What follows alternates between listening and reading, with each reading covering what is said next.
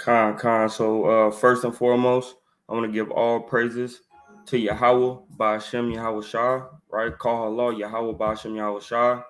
Barakathum to all the family out there. Salute to all the family out there and blessings, peace and blessings into your family, right? Peace and blessings into your family, man, and the families out there, man, right? Salute to the brothers that's keeping these commandments, man, building themselves up to go out there and shake the hand and wake up the hopeful elect, man. Shalom and big salute to the sisters out there that's being keepers at home, right? Chase, right? Discreet, teachers of good things, right? And modest in their apparel, man. Shalom to those sisters, man, that reverence their husband, right? And take care of their household in righteousness, right? Salute to all the children out there, right? Being good listeners, right? Not driving their parents up the wall and knowing when to speak and not interrupting their family and the adults in the midst of their speech, right? So today, right, is another Shabbat, right, where we can learn these laws, study these laws, and figure out how to be closer to the Most High, man. You know. So today we'll be going over Leviticus, right? Y'all can take down a notepad. Today we'll be going through Leviticus chapter 12, verse 1 to chapter 15 and verse 33, right? And we'll be going through Isaiah 66, verse 1 to verse 24. And we'll be going through Luke, right? This would be the Gospels. We'll be going through Luke chapter 2, verse 22 to verses 35. And we'll be going through Mark chapter 1 and verse 35 to 45, right? So this is what we're going to do. I'm going to pull this up. And Salakia, man, bear with me. I'm going to be doing the Shabbat services alone for the most part. And it's not easy, right? So be patient with me.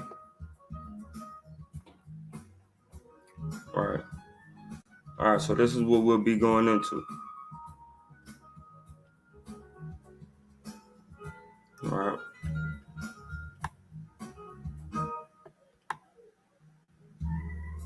Let me send this where I need to send this. Give me a second. And post it where I need to post it. And make sure y'all like, share, and subscribe.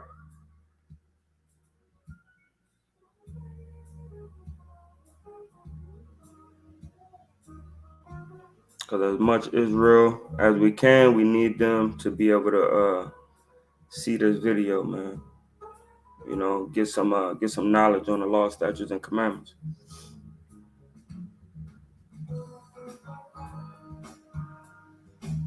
In a couple seconds. Shabbat service.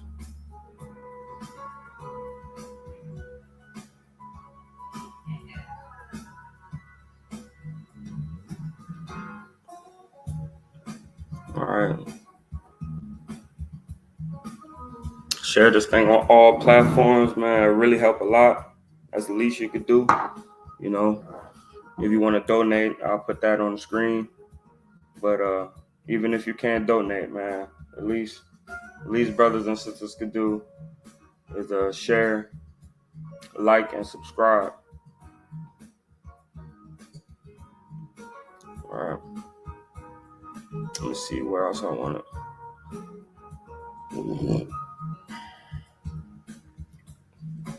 All right, that's pretty much good.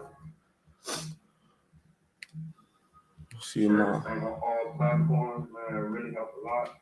That's the least you can do. That's right. If you want to donate, all praises to the Most High. All praises to the Most High. The audio is good. All right. All right, so now I'm getting into it. This is the book of Leviticus, right? Chapter 12 and verse 1. And the Lord spake unto Moses, saying, speak unto the children of Israel, saying, if a woman have conceived seed and born a man child, then she shall be unclean 7 days.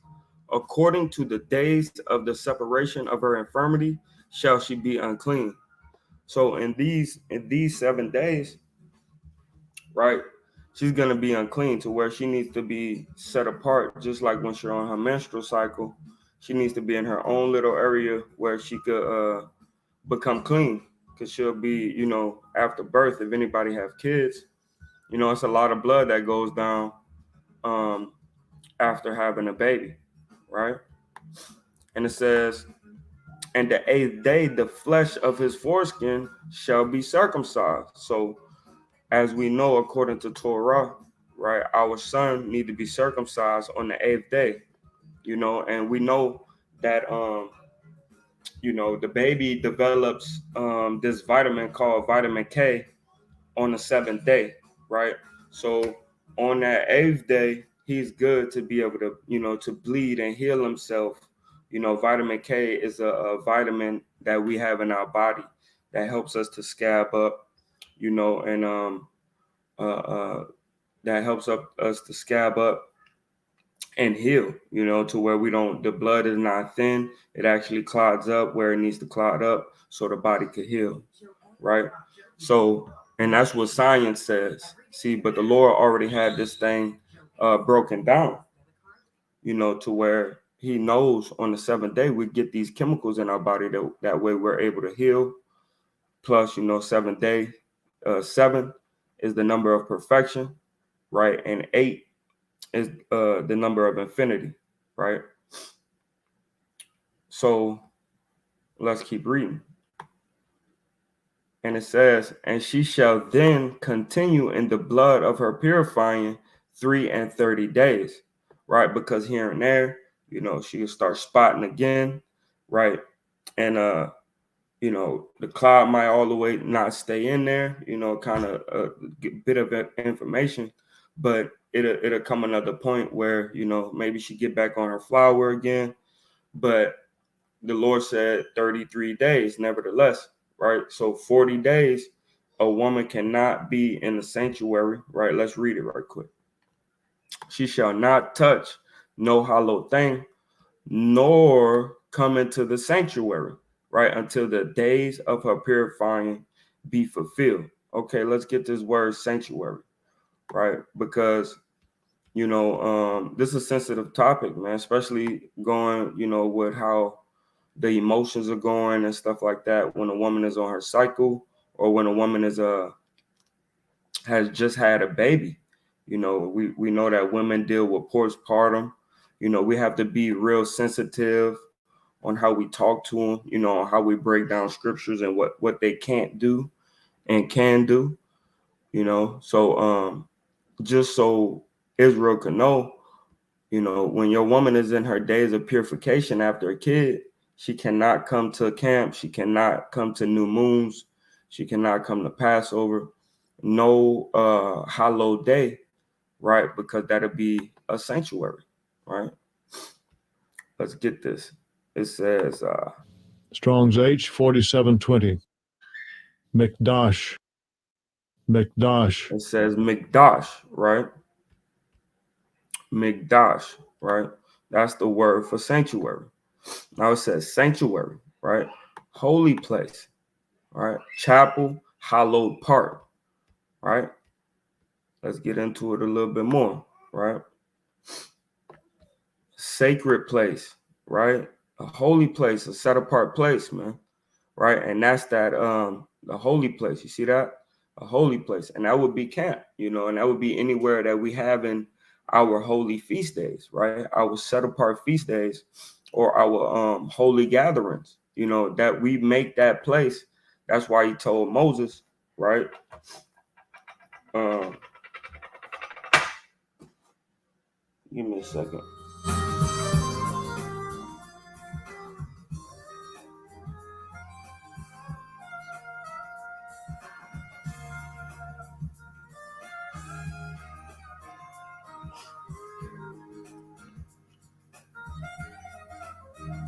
Give me a second.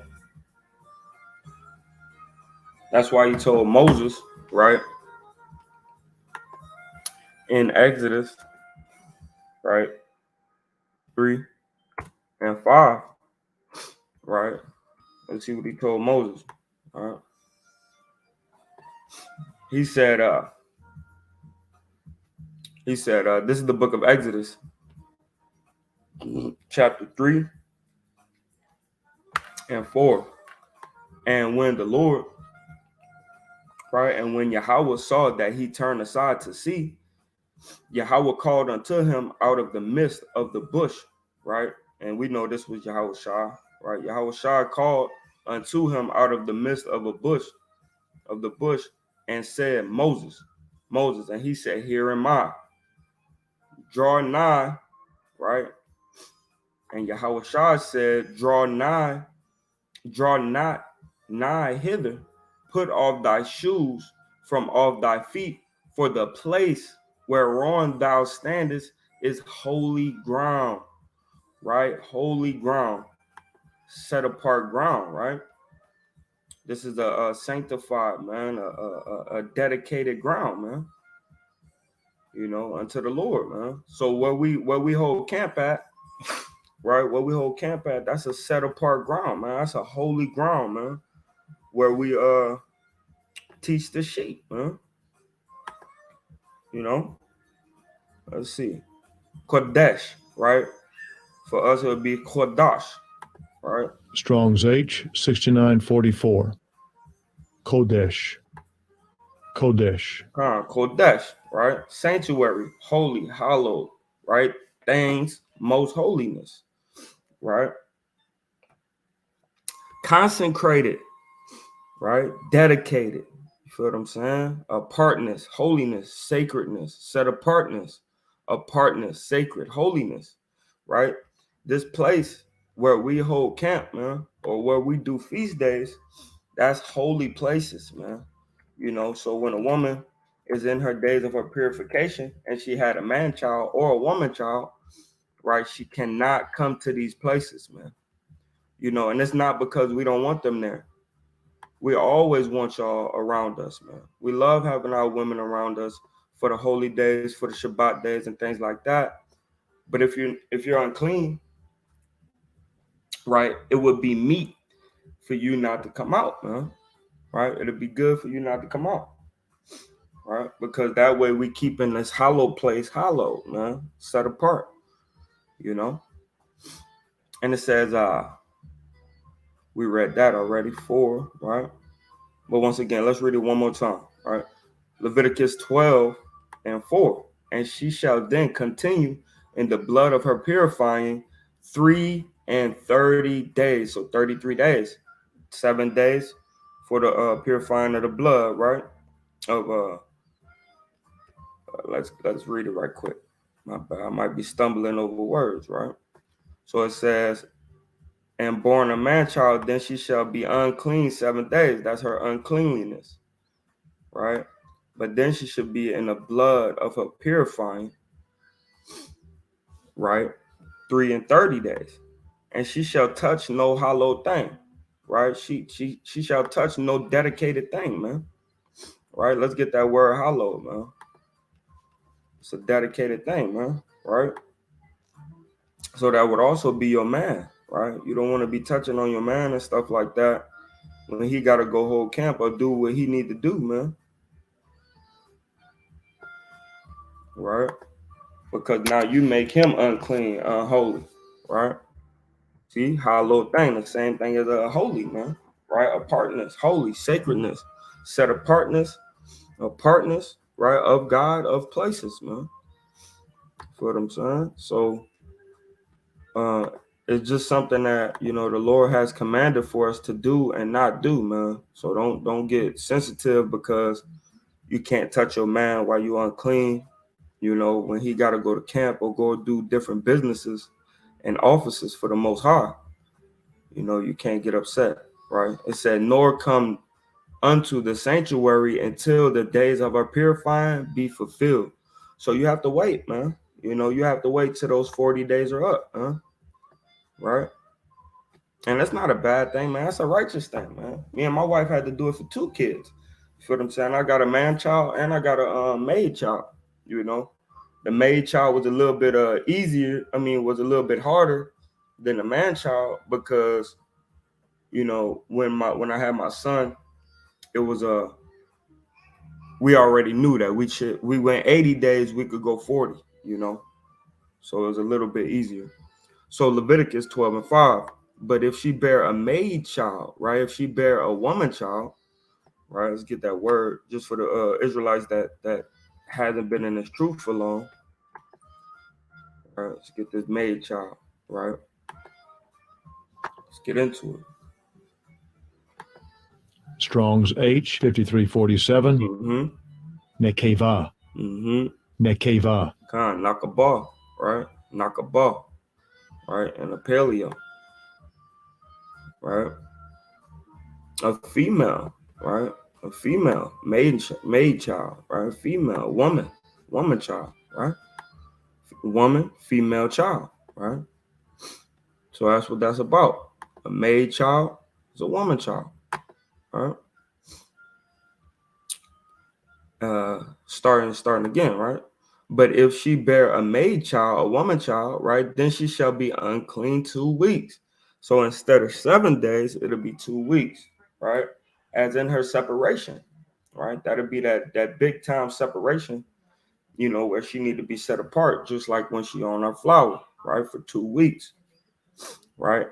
And she shall continue in the blood of her purifying, right, 66 days, meaning 66 days, right? 60 is the word for 60.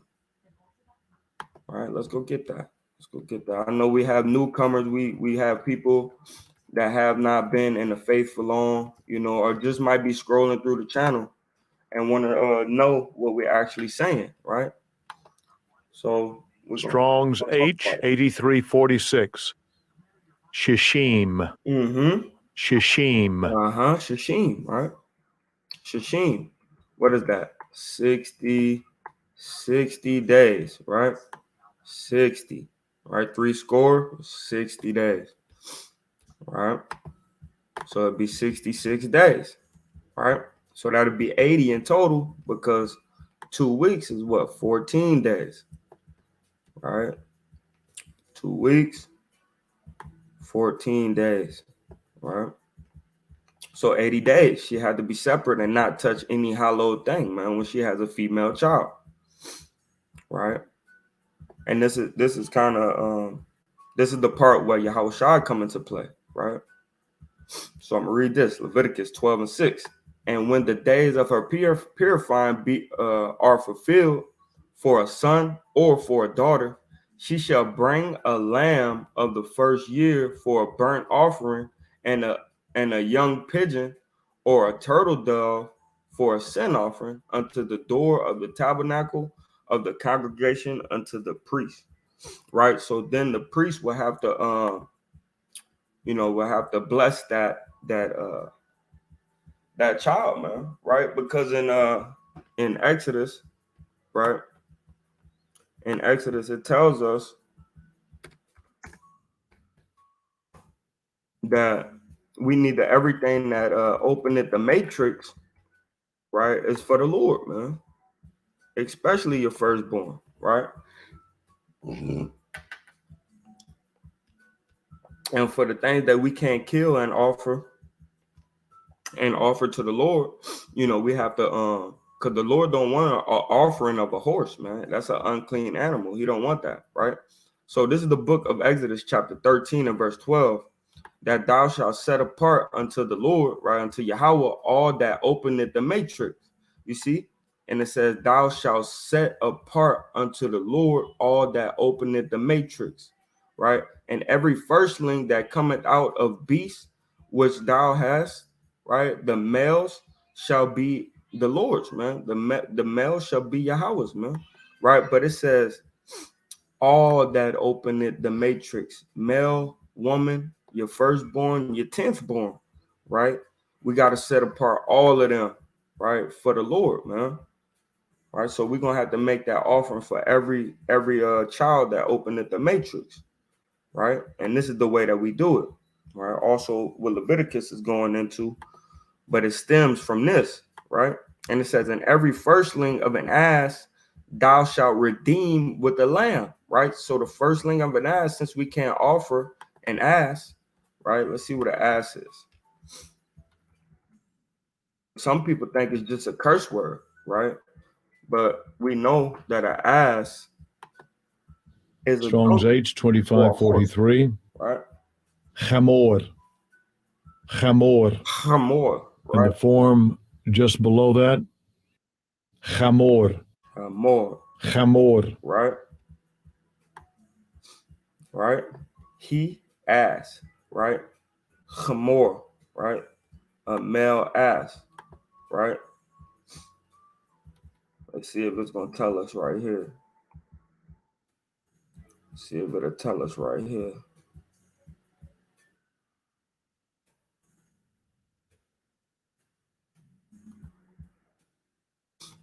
All right. Well, let's go to it on Google, man. All right, it's not that hard.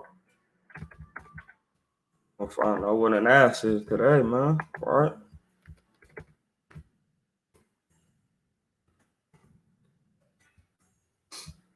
Let's see what it gives you, man. All right. See, that's what the damn heathens want you to think it is, right? But it tells you an animal of an horse family, right? Which is typically smaller than a horse, and it has a longer ears, right? And a brain call, right? So it's a type of horse, man. You know, it would be a donkey, right? It would be a donkey and things of that sort, man. You know, you have a miniature horse that'll be considered an ass, right?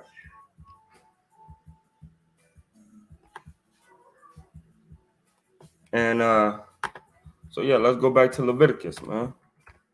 That's a lock Israel. Y'all know Esau, man. He always have some craziness going on, you know, when it comes to these different words, right? But we know that the real meaning of an ass is a horse, right? Or a type of horse, right? Where we're at.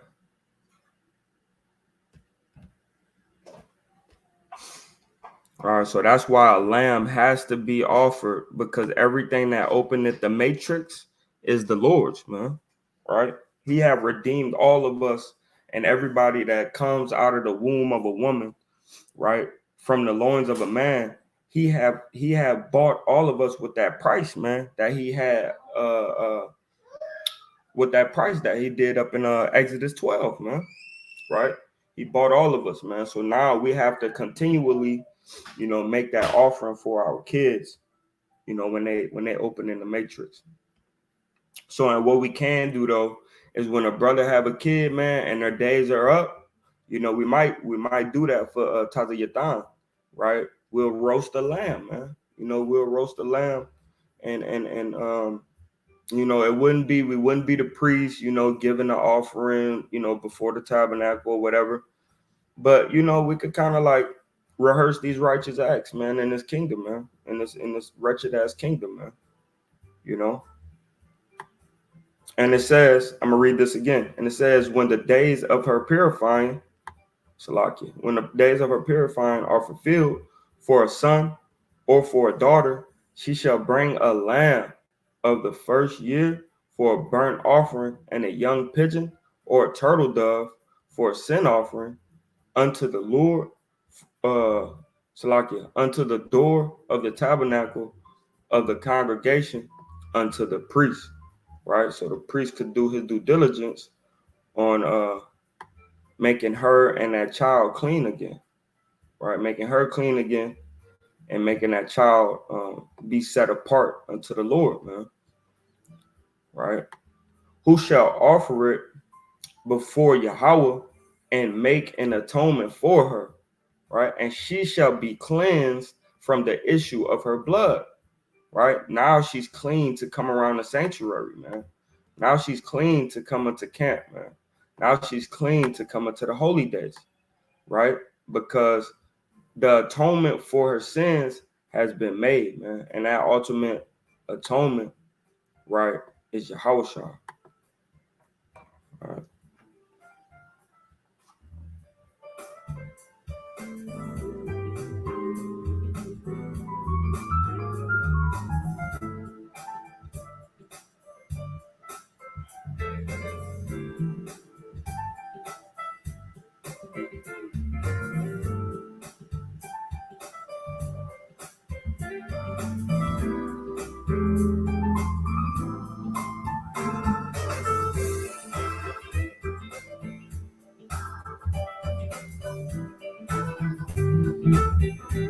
Khan, give me a second, Yasharala.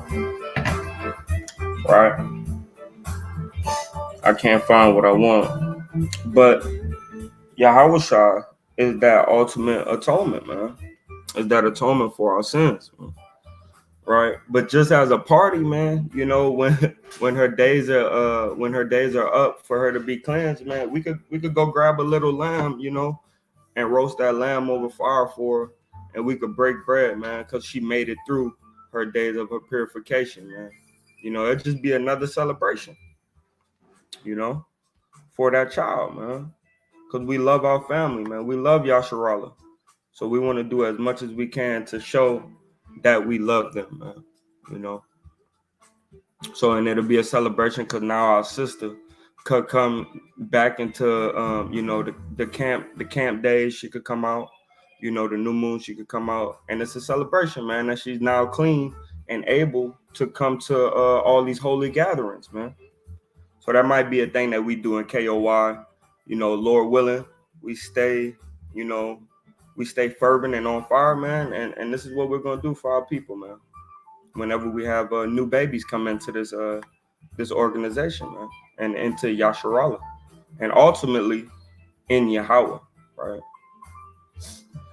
And if she be not, let me read this one more time. So like, I know I'm long-winded, y'all. So, who shall offer it before Yahweh? The priest is gonna offer it before Yahweh and make an atonement for her, and she shall be cleansed from the issue of her blood. This is the law for her that hath born a male or female, right? And if she be not able to bring a lamb, then she shall bring 2 turtles, right? Or 2 pigeons, right? The one for the burnt offering and the other for a sin offering. And the priest shall make an atonement for her, and she shall be clean, right? And when it says 2 turtles, I don't want to misspeak, but let's go find out, because we can't eat turtle, so it can't be 2 turtles, right? It'll be 2 turtle doves, right? Because the Lord, if we can't eat something, the Lord don't want it, right? See, turtle dove, it dove, right? We can't take these words and think that that's what it's talking about. Nah, brother, putting a damn turtle on the altar, man. You know. So it says, and if she be not able to bring a lamb, then she shall bring 2 turtles, right? 2 turtle doves, or 2 young pigeons, the one for the burnt offering and the other for a sin offering, and the priest shall make an atonement for her, right? And she shall be clean. And that's why it's a turn up, man. You know, we have that lamb because it's a turn up, man. Now you clean, man. Now you could come back around, come to everything that we do, you know, all the gatherings. And you know, I want to say all that we read is what we do and hear, man. Right? So let's go to the next chapter. This is the book of Leviticus, chapter 13 and verse 1. And Yahweh spake unto Moses and Aaron, saying, when a man shall have in his Salakia, when a man shall have in the skin of his flesh a rising, right? Some type of boil, right? Some type of infirmity, you know, it would be a boil, right? Some type of infirmity, right? Strong's H 7613. Se'ath. Se'ath. Sa'ath, right? Sa'ath, right?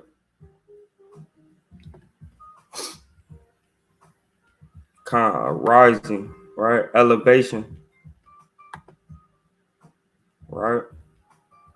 Elevation, exaltation, swelling, uprising, right? So some type of swelling, man, some type of elevation, right, in the skin, some type of swelling, right? So you got to watch out for that, man. You might be unclean, right? So it says, when a man shall have in the skin of his flesh a rising, a scab, or a bright spot, you got to look for all that, man, right? Because these things happen, you know.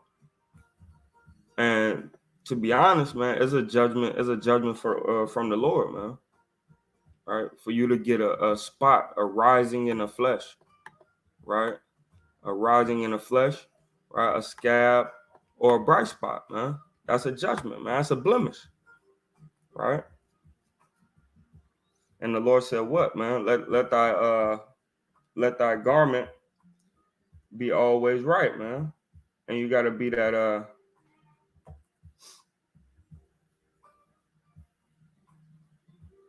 Salaki.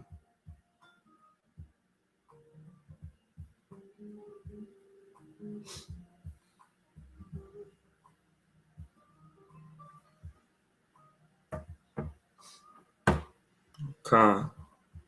Let's go grab that right quick. Right? Because we want our garment, man. We want our body to be always white, man. You know, the Lord wants a pure sacrifice, not a sacrifice with a blemish, man. All right. And our body is a sacrifice, man. All right.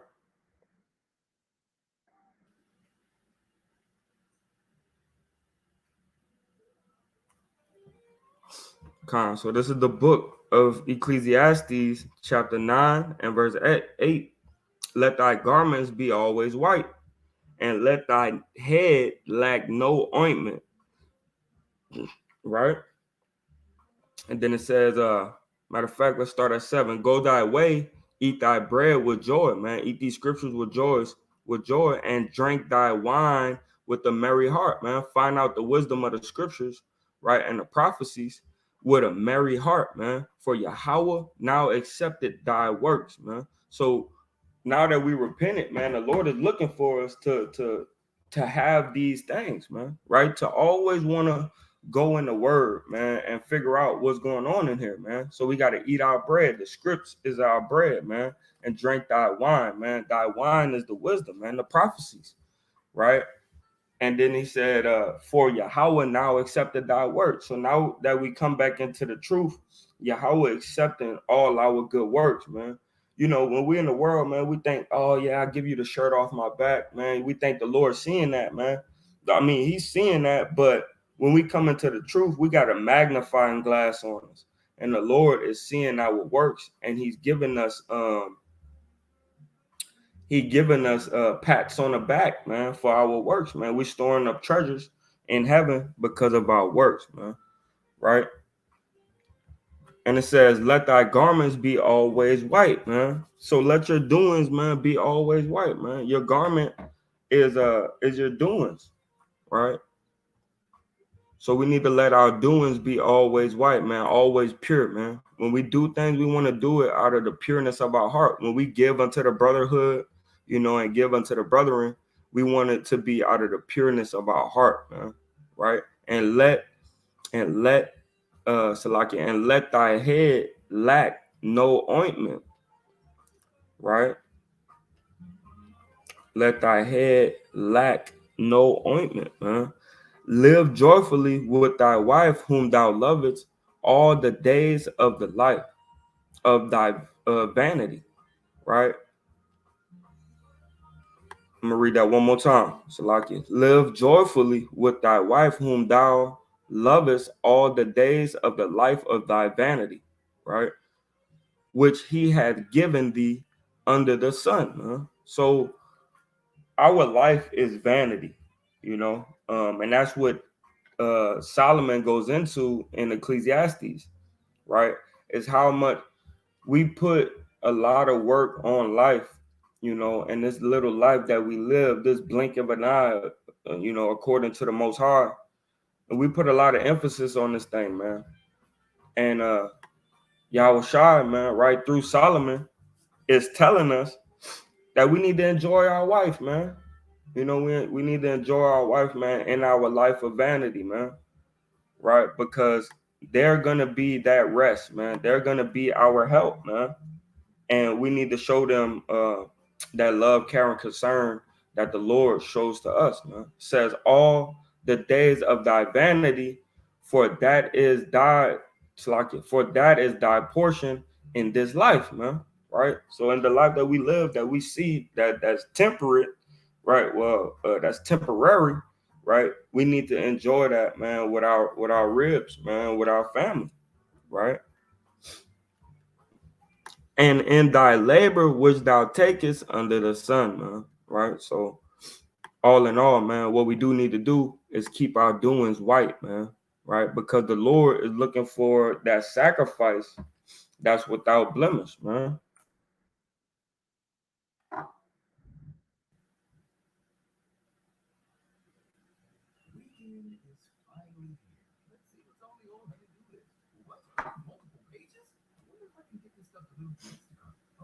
Come on, let's go get that. Right. Romans chapter 12 and verse 1. And Salaki, Akim, man, I'm just going through the spirit, man. You know. So it says, Romans chapter 12 and verse 1. I beseech you, therefore, brethren, by the mercies of Yahweh, that ye present your bodies a living sacrifice, right? Holy and acceptable unto Yahweh, which is your reasonable service, man, right?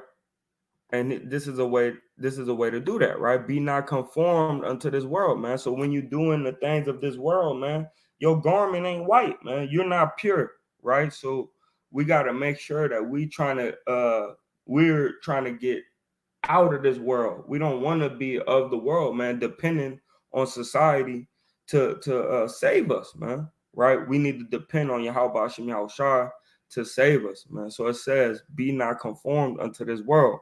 This is how you make your body a living sacrifice. You separate yourself from the world, and now you're like that sheep for Passover, right? That lamb for Passover that gets separated from the sheep and the goats, man, right? And now you're a holy sacrifice unto the Lord, man, right? But be ye, Salaki, but be ye transformed by the renewing of your mind, that ye may prove what is that good, right? What is that good and acceptable and perfect will of Yahweh, man.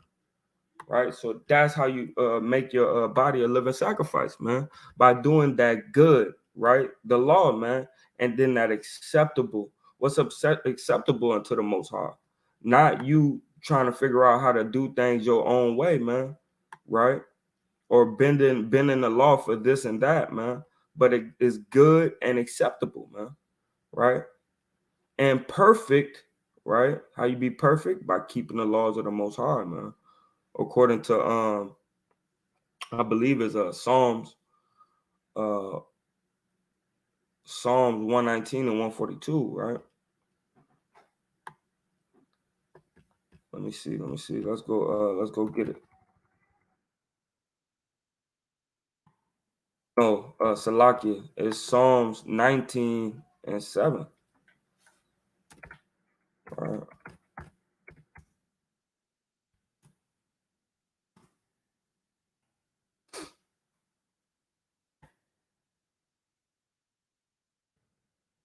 Salakia, this is what I'm looking for. It says the law of the Lord is perfect, converting the soul. The testimony of Yahweh is sure, making wise the simple. So as we see, the law of the Lord was perfect, right? And then when we was in Romans, right? Romans 12, right?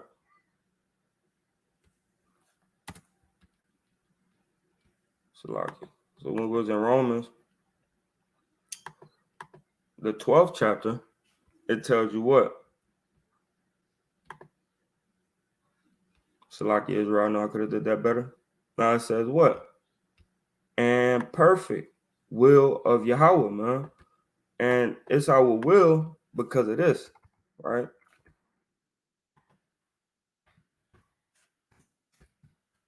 Because keeping the laws of God is the whole duty of man, right? And then I'm gonna get back into Leviticus, right? And it says, all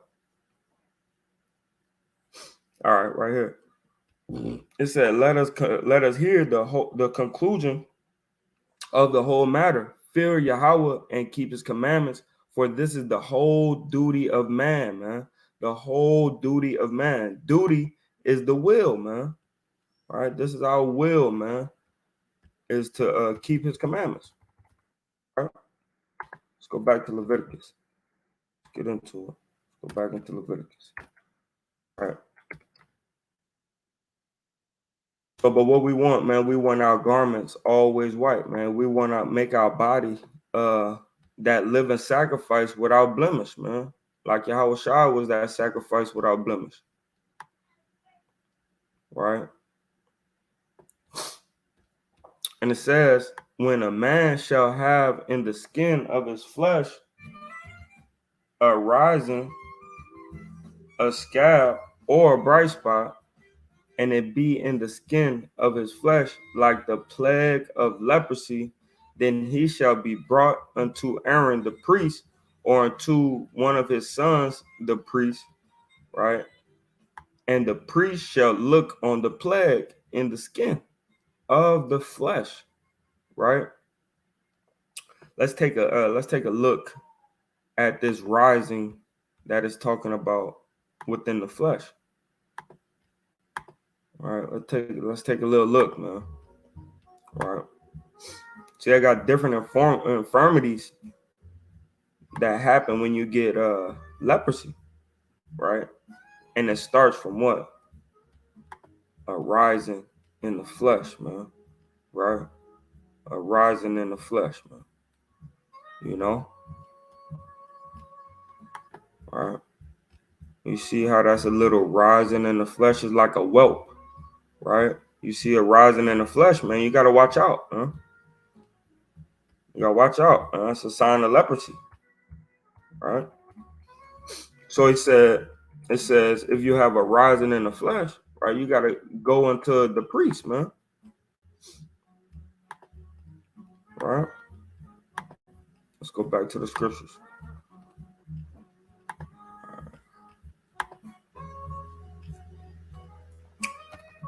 Khan. And the priest shall look upon the plague of in the skin of the flesh, and when the hair in the plague is turned white, and the plague is in Salakia, in a sight deeper than the skin of his flesh, it is a plague of leprosy, right? And the reason why it had to tell you, right, it had to tell you this, right? And the plague is in sight, be deeper than the flesh, right? Than the skin of his flesh.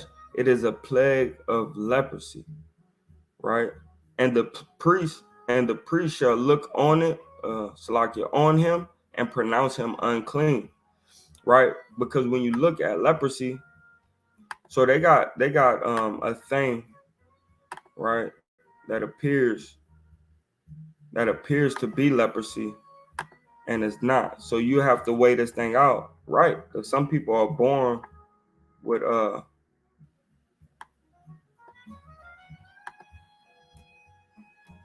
I don't know how I should put this, but um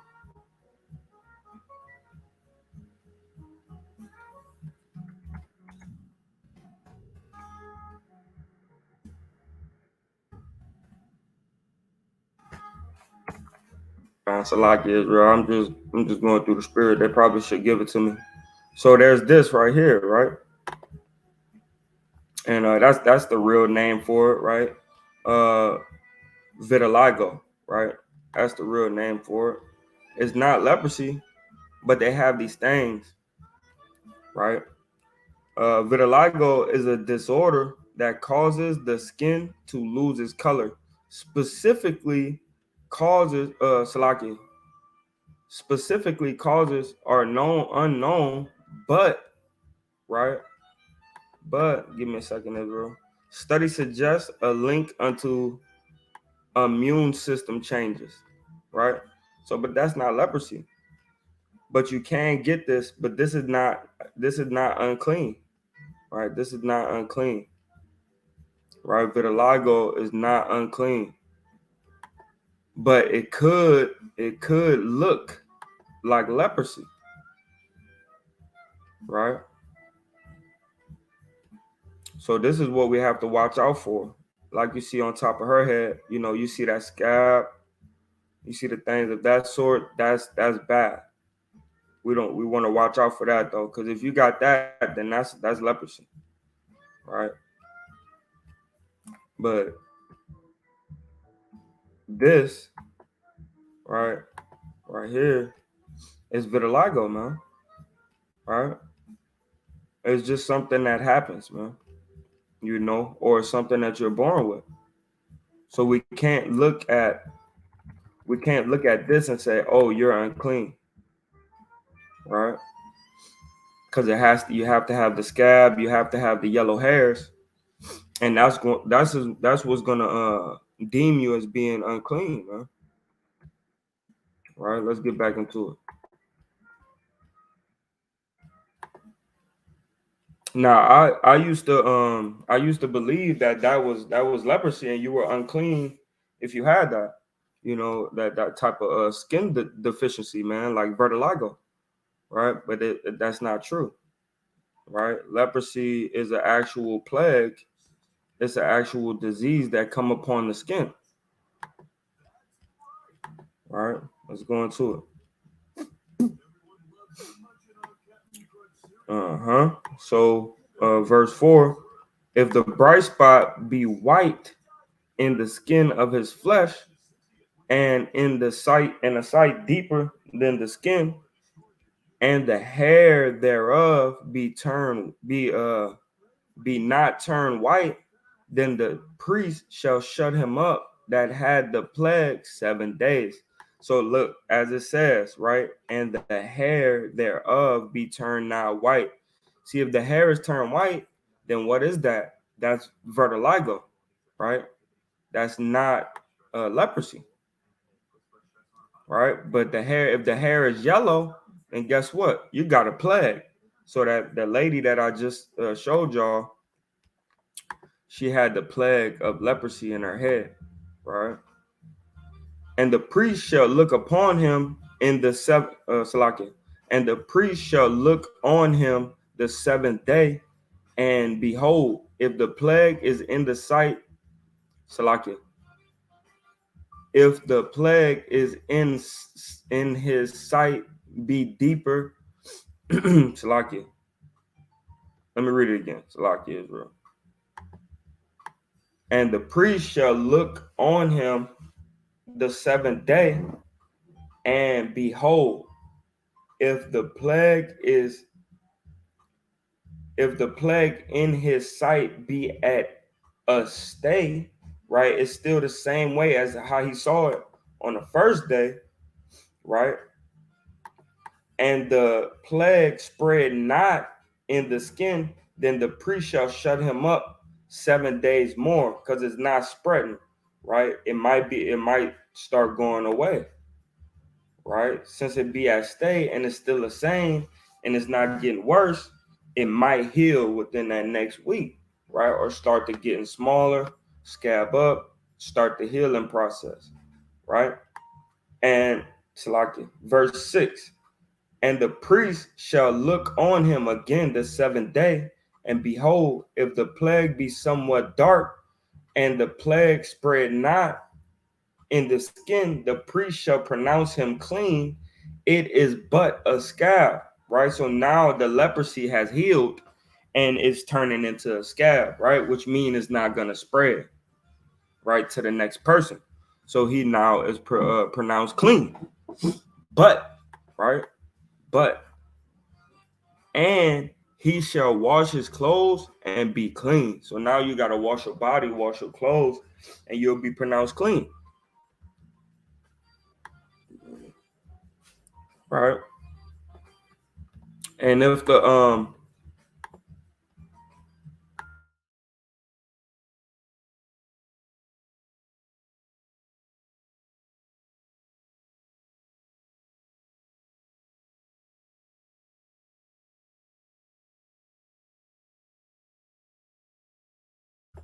Salakia Israel, Salakia, right?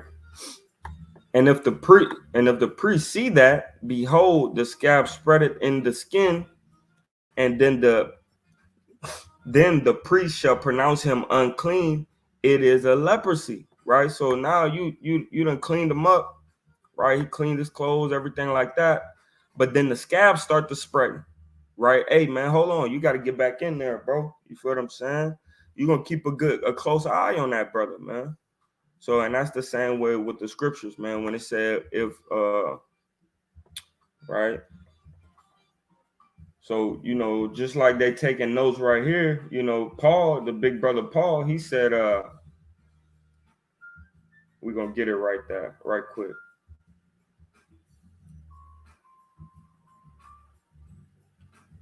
Because we know, that leprosy is contagious. So in the same way leprosy is contagious, right? Rebellion is contagious, right? So we had to note that, man, right?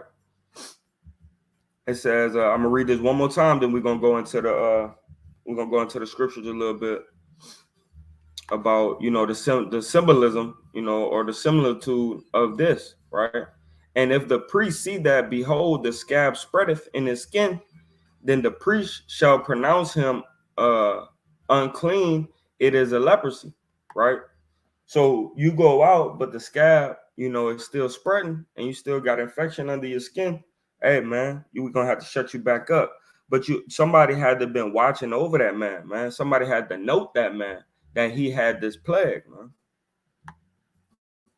Right. So the same way,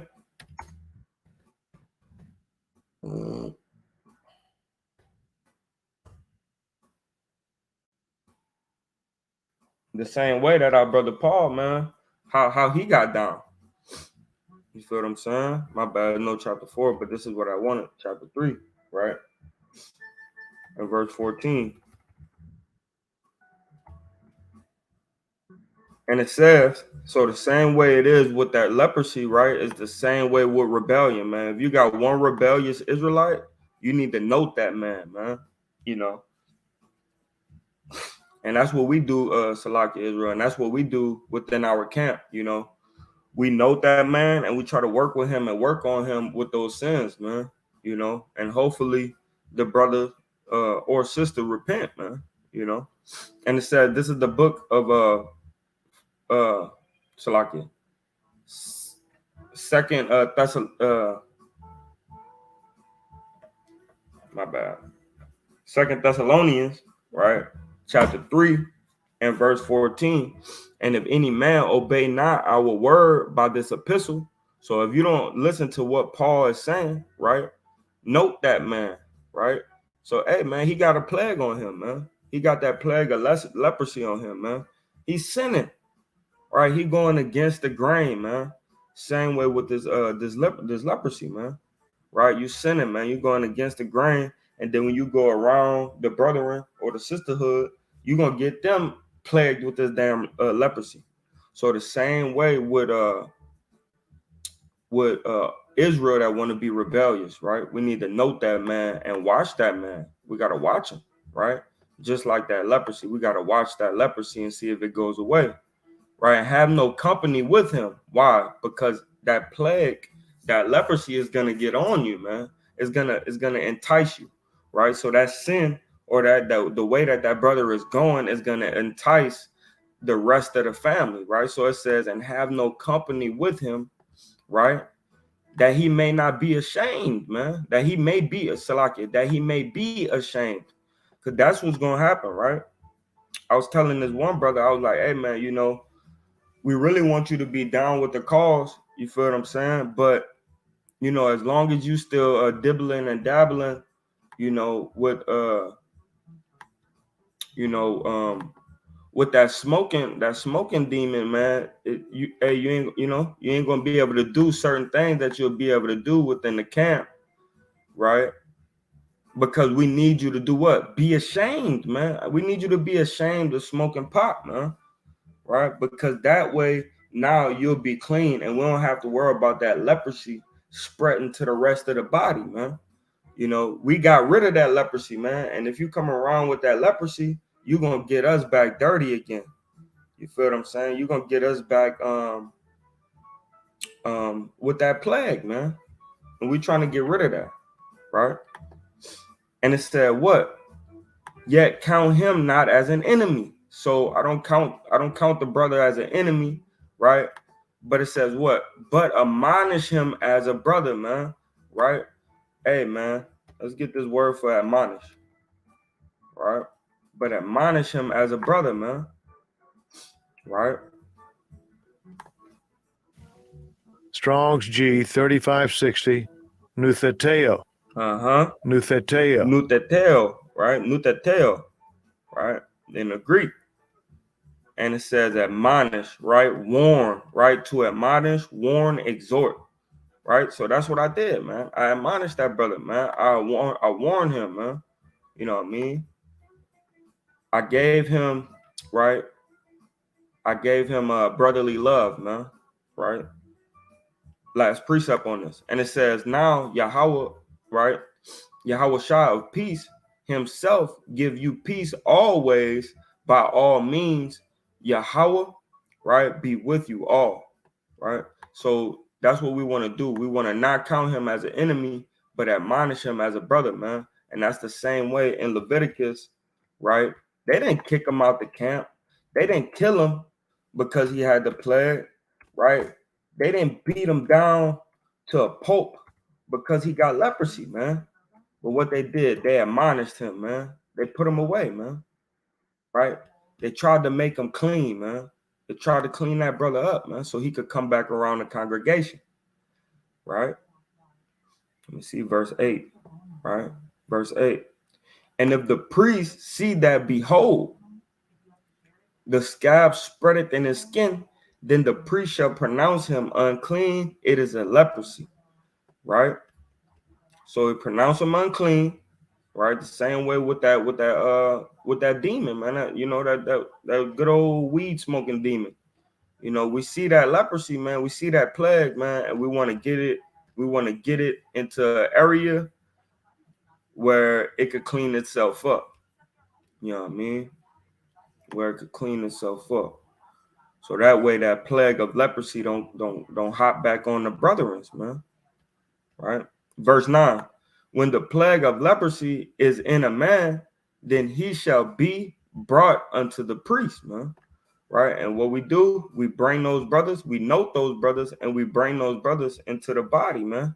And then we talk to him about the problems that he's going with and what we don't accept. Right? And the same way with this leprosy, man. It says when the plague of leprosy is in a man, right? When that plague of sin, if that plague of rebellion, right? If that plague of damn witchcraft or sorcery is within a man or woman, right? Then we bring them in front of the priest, man, right? Then he shall be brought unto the priest, man. We bring them in front of the congregation, man. You feel what I'm saying? And we talk to that brother and try to get, or that sister, and try to get that plague up out of them, man. It could be leprosy, could be, pride, right? It could be ego, right? It could be stiff-neckedness, man. Not wanting to hear what's going on, man. Not wanting to hear the problem to come up with a solution. You kind of just like shun it off, right? But that's not righteous, man, according to the Lord, man. You want to try to clean that brother up, man. You know. So here we go. And the priest shall see him, and behold, if the rising be white in the skin, and it have turned the hair white, and there be quick raw flesh in the rising, it is an old leprosy in the skin of his flesh, and the priest shall pronounce him unclean, right? And shall not shut him up, for he is unclean, right? That's when it gets deeper, man, right? It says, let's read this one more time, right? And the priest shall see him, and behold, if the rising be white in the skin, and it have turned the hair white, and there be quick raw flesh in the rising, right? What is quick, man? Quick means live, right? Live. Quick raw flesh, man. Living raw flesh, right? It's not going away, and it don't want to leave, you know? It's just steady there, man. Right? I might be missing it somewhere. Let me see. Salakia Israel.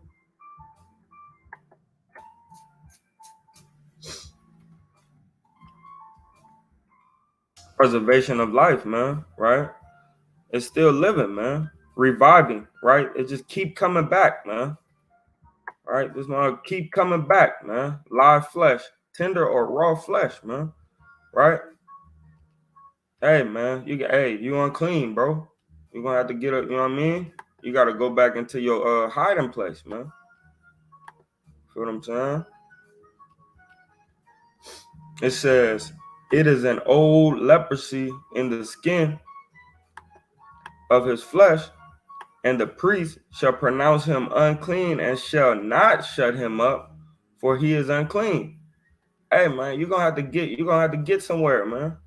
Right? And it says, if the leprosy break out abroad in the skin, and the leprosy cover all the skin of him that had the plague from his head even unto his foot, wheresoever the priest looketh, man, you got jammed up bad, right? You just full of iniquity, right? You just full of iniquity, man. Man, you got some work to do, man. That's another way you could be like the living dead, man. You understand? Man. All right. So, and it says, verse 13, then the priest shall consider, and behold, if the leprosy have covered all his flesh, he shall pronounce him clean that had the plague. It is all turned white, he is clean. Right? So meaning, if at the end of it all, right, it went like this. Let's see. At the end of it all, man, it went like this, right? Then you good, right? You're gonna be pronounced clean, man. All right. You see this lady? Right?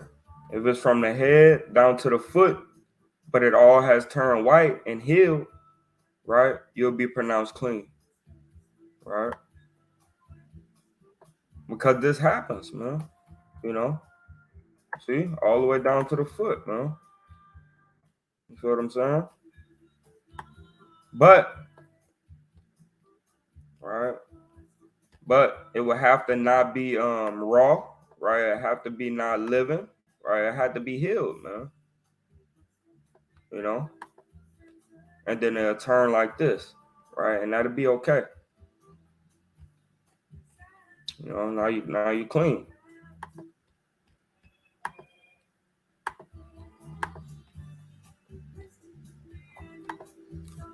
All right. So, and it says, right,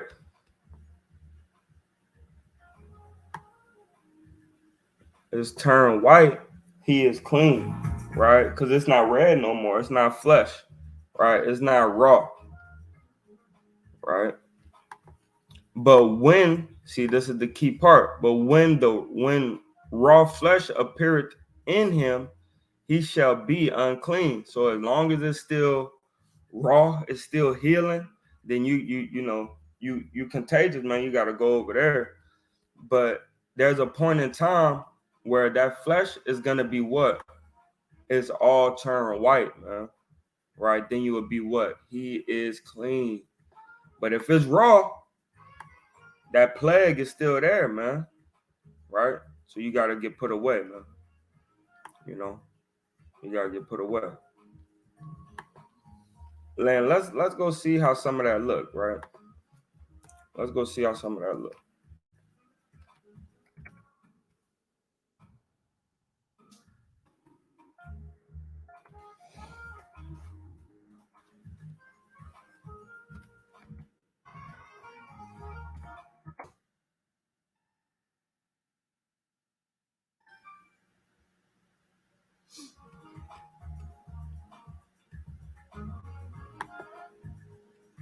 Come on, let's go see how some of that look, man.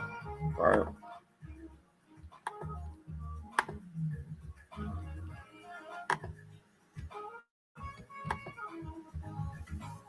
So this would be your raw leprosy, right? That'll be your raw leprosy, man. You see how it's still red in the flesh, right? Still raw, still hurt, still contagious, right?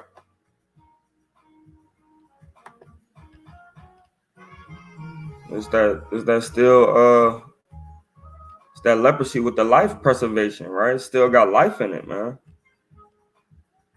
But when he heal, when all this leprosy go away, he's gonna have light spots, man. Right? But that'll be clean.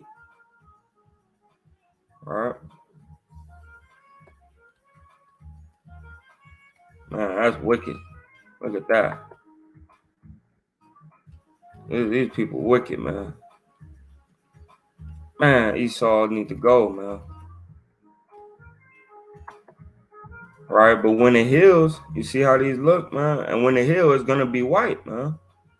You're not gonna have all the melanin that you had beforehand, right? In that spot, but you're gonna be pronounced clean because that is not raw anymore, right? But that raw leprosy, man, is a mother sucker, man. Look at this, man. That got to be painful, man.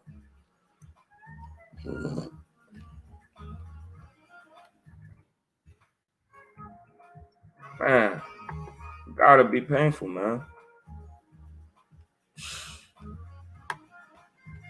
All right, all for that.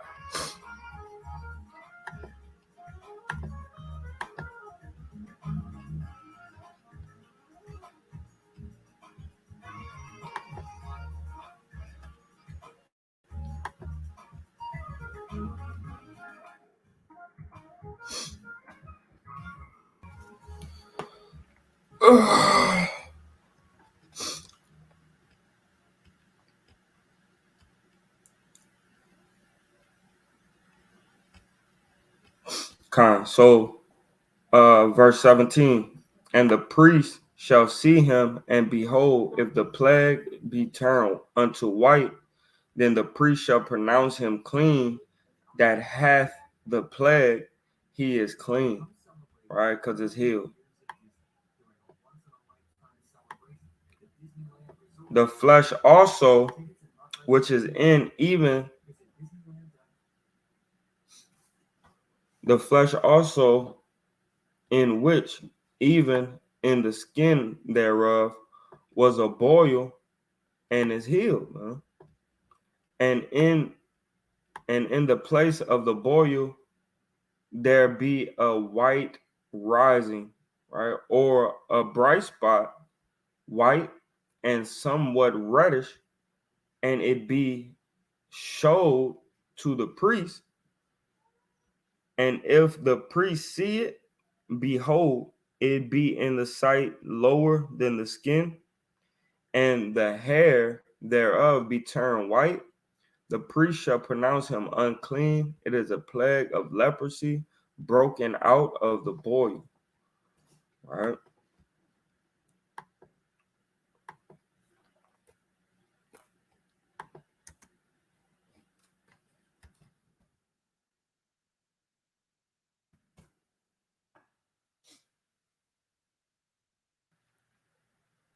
So this happens, man. You know, this happens, man. It's a judgment, right?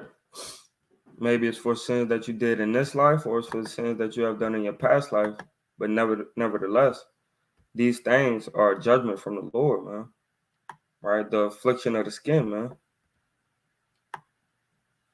Right?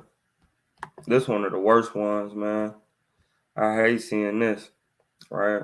But this is what it's talking about, man. That boil, them boils, and then you got the red in the midst of the flesh, man. That raw, cause they bust, they ooze, you know, and things of that sort.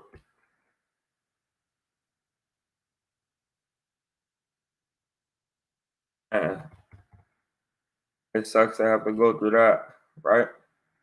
But it's a judgment, man. All right, it's a judgment. All right, back to it.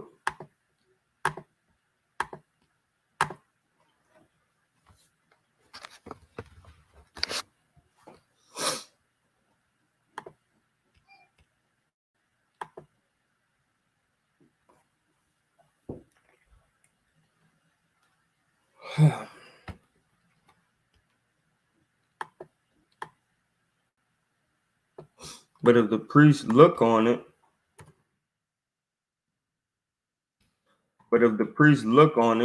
and behold, there be no white hairs therein, and if it be not lower than the skin, but be somewhat dark, then the priest shall shut him up 7 days, just in case, right?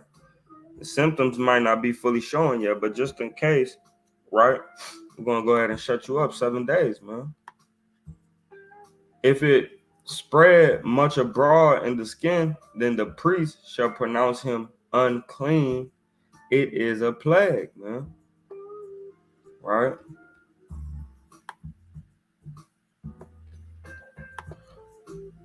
But if the bright spots stay in his place and spread not, it is a burning boil, and the priest shall pronounce him clean. Right? You got jammed up, man. Or you got jammed up. It's a burning boil, man.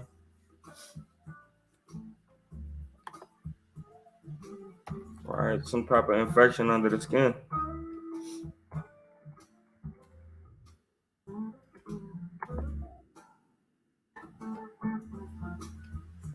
All right, let's see what it's talking about. Strong's H.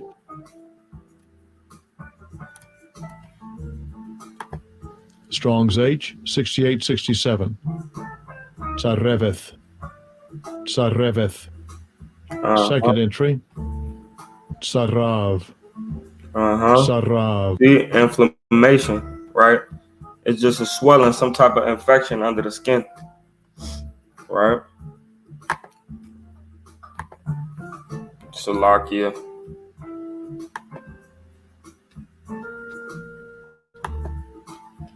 Boom, boom, boom.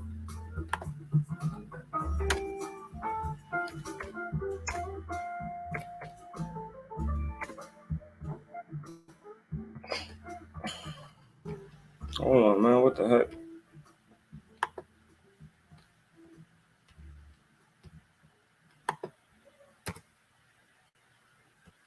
All right, come. Salakia.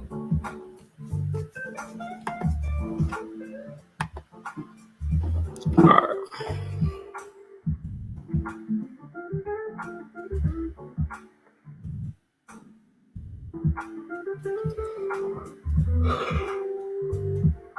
All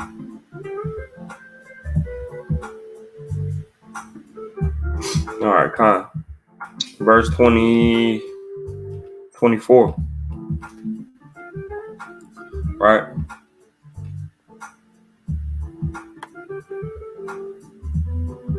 Or if there be, this is Leviticus chapter 13 and verse 24, or if there be any flesh in the skin thereof that is a hot burning, and the quick flesh that burneth have a white bright spot, somewhat reddish or white, right? Then the priest shall look upon it, and behold, if the hair in the bright spot be turned white, and it be in the sight deeper than the skin, it is a leprosy broken out of the burning, right, of the inflammation or the infection in the skin, right, which would be a boil. Wherefore the priest shall pronounce him unclean. It is a plague of leprosy. Right? Now you're gonna have to be shut up 7 days, and we're gonna see what happened. Right? But if the priest look on it, and behold, there be no white hair in the bright spot, and it be no lower than the other skin, but be somewhat dark, then the priest shall shut him up 7 days. All right.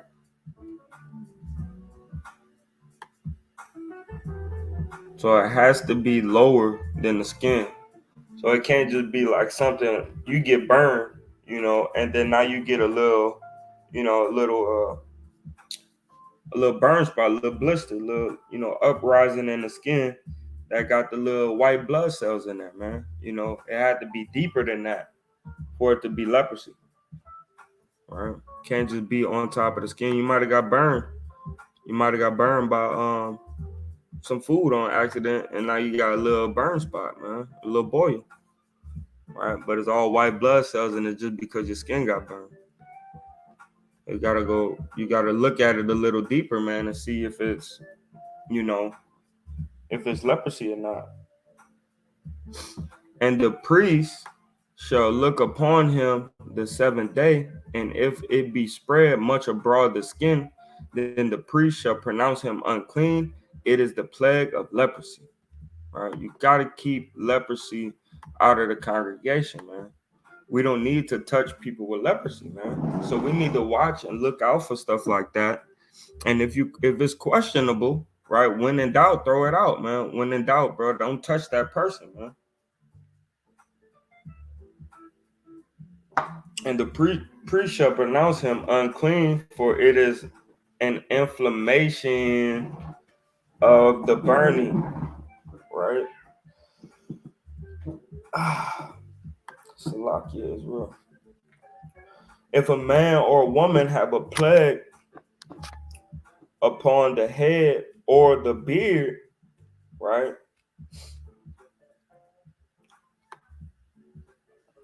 Then the priest shall see the plague, and behold, if it be inside deeper than the skin, and there be in it a yellow thin hair, then the priest shall pronounce him unclean. It is a dry scald, even a leprosy upon the head or beard. It's a dry scald. It's a dry scald, right?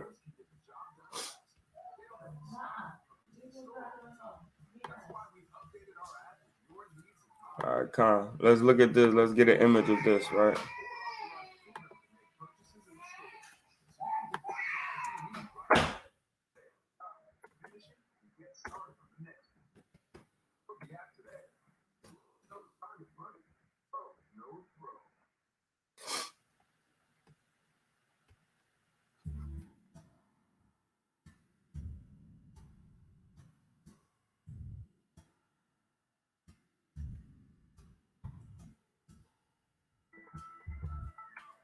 Salakia, let me get this for y'all as well.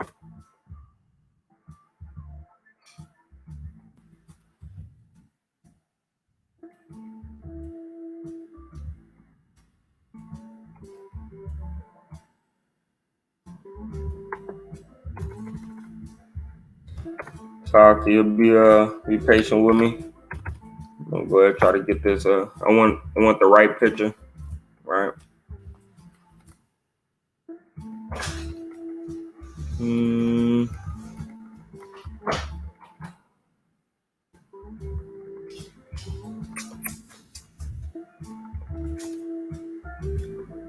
If I can't find a good one, I'll move on. But it'll be somewhat like this. Let's see.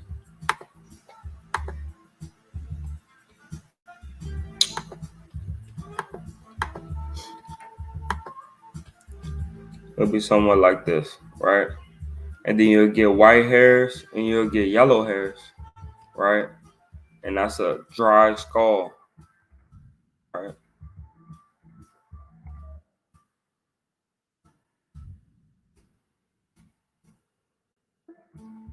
Right.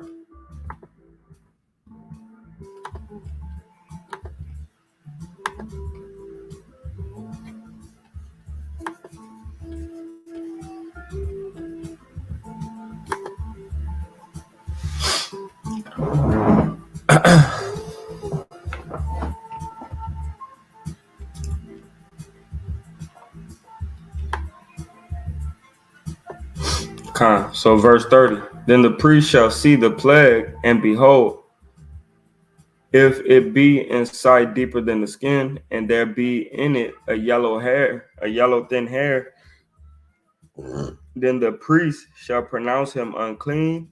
It is a dry skull, even a leprosy upon the head or beard. Right? You have certain people where you'll see that. You'll see, the yellow hair and the beard, man.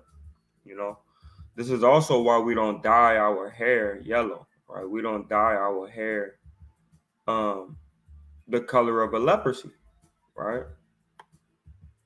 We want to keep our hair the color that the Lord give us, man. And if He make you have white hair, man, you get gray hair, then that's all on the will of the Lord, man. Right? But you don't want to dye your hair white, or you don't want to dye your hair yellow, blonde, or bleach your hair, because that's a sign of a plague. Right? That's a sign of leprosy, uncleanness. Right?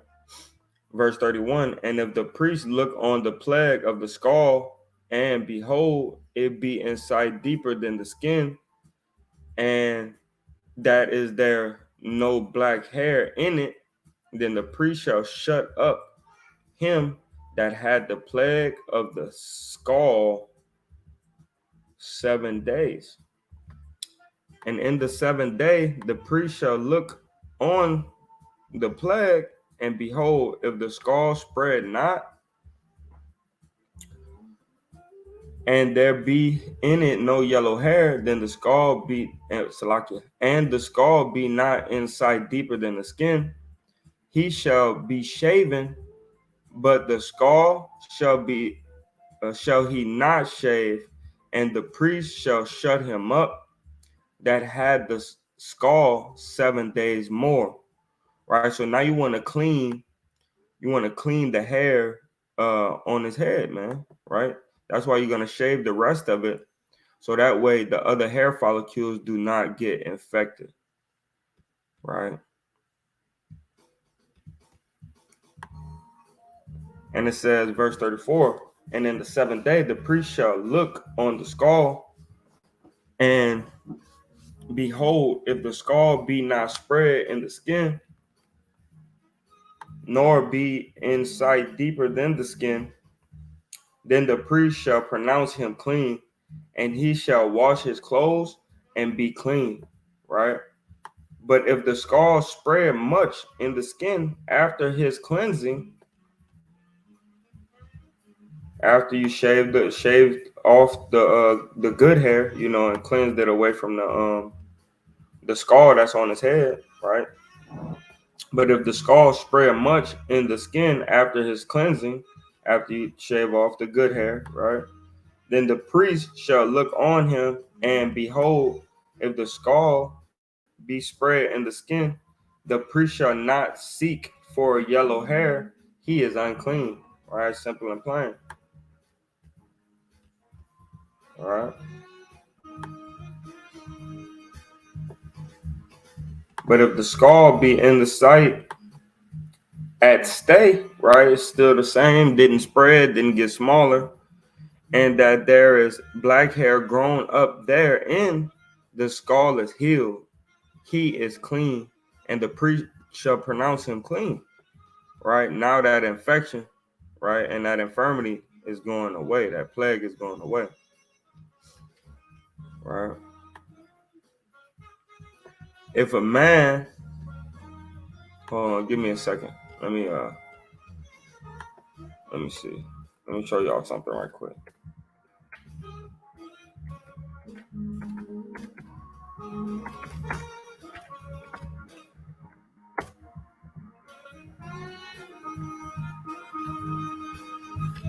Let me show y'all something right quick. So this is what the priest would be looking for, right? See, y'all gotta just bear with me. You know, we're going through the spirit. You know, one thing about leprosy, man, it's hard. You know, it's hard to talk about, man. You never have a lot of guests on your channel. You know, when you're dealing with leprosy, man, it's not comely, man. It's not a beautiful situation, right? So see, that'll be like that yellow hair, right? That'll be like that yellow hair, man. You know, and you'll go into the boil, man, and you'll see that the yellow it'll be yellow, man. You have a little yellow inside the hairs, man. Right? You see that yellow inside those hairs, man. But if it's black, it's all good, man. You shave it down and the hairs become black, you good, man. Right? Let's go.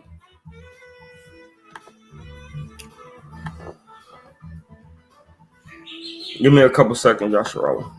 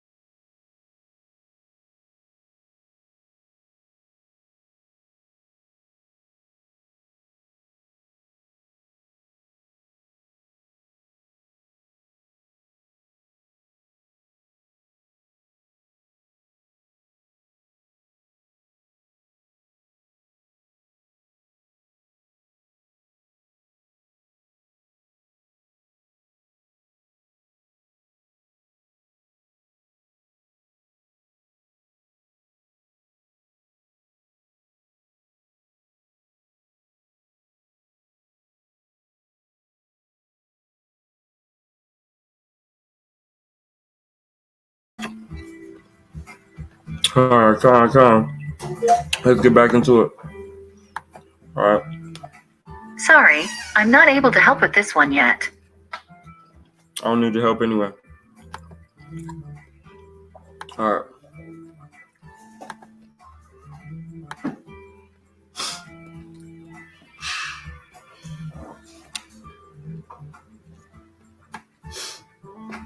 All right. And it says, this is the book of Leviticus, chapter 13 and verse 38.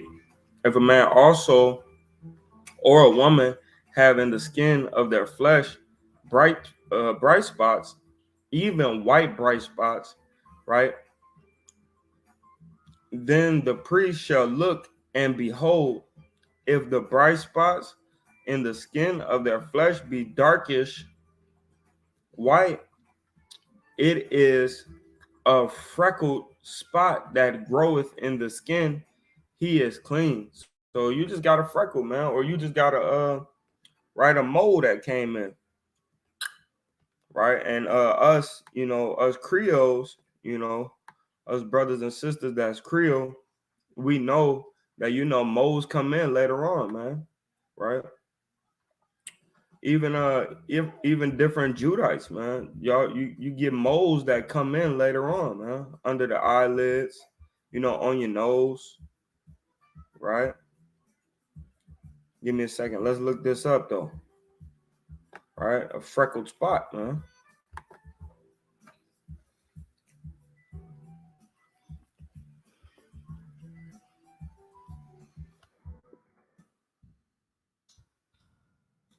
A harmless eruption of the skin, a skin spot, right?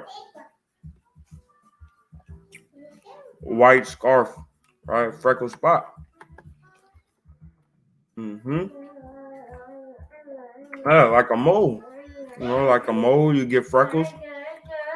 Some people are born with some freckles, but as you get older, freckles appear.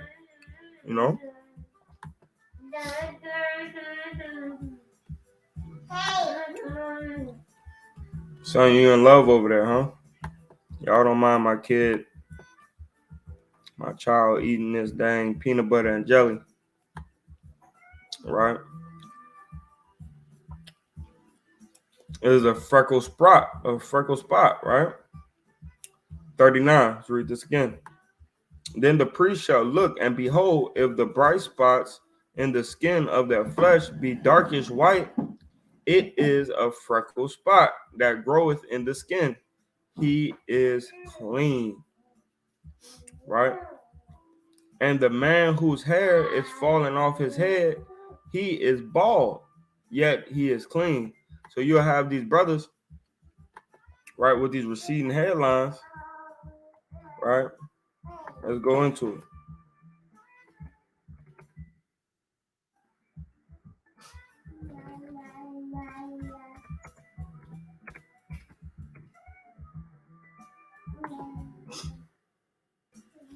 You'll have these brothers with these receding hairlines, man. Just because they have a receding hairline don't mean that they have leprosy, man. Right? The Lord got to make sure, because he know, how much we fear him. Hey, we'll call anybody unclean that got anything going on with them, man.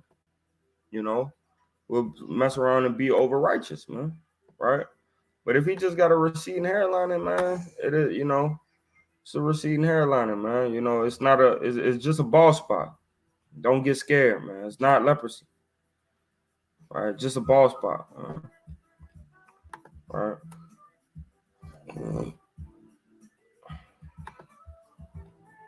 It's not this. Right. It's not this what we saw earlier. Right. It's just a bald spot, man. All right. What is one right here? It's not this. Right. It's just a bald spot. He's just getting old, right? And his family got this thing that all the men in the family just get a receding hairline once they get a certain age, Let's get back into it. All right.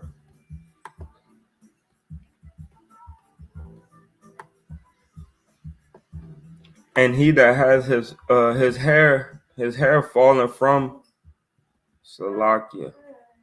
Trying to catch it. All right, let's skip.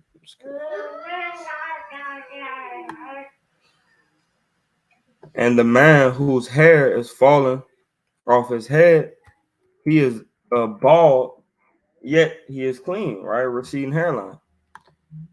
He that hath his hair fallen off from the part of his head toward his face, right? He is forehead bald. See that receding hairline, right? Yet he is clean, right? Don't use everything to make somebody unclean, man. That's how his family go, you know. And if I'll say like that because of Captain Khalil, right? Captain Khalil always getting me with that, man. So I keep him in my spirit by saying that, right? I love that brother. And if there be in the bald head or bald forehead a white reddish sore, that's problematic, right? It is a leprosy sprung up in his bald head or in his bald forehead, right? And that's that other picture I showed you guys, where it's a dry skull, right? That's a form of leprosy, right?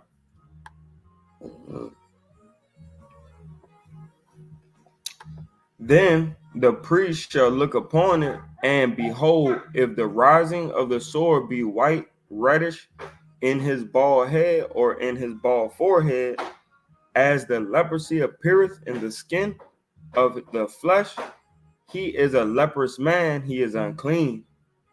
Right? The priest shall pronounce him utterly unclean. His plague is in his head.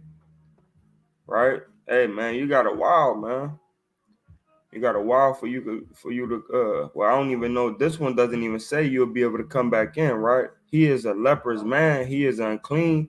The priest shall pronounce him utterly unclean. His plague is in his head, right? Let's get this word utterly, because I don't even think this is something that you could come back from, man.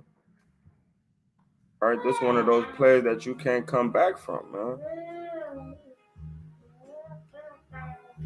Tameh, right? Tameh. Strong's H 2930. Tameh. Tameh.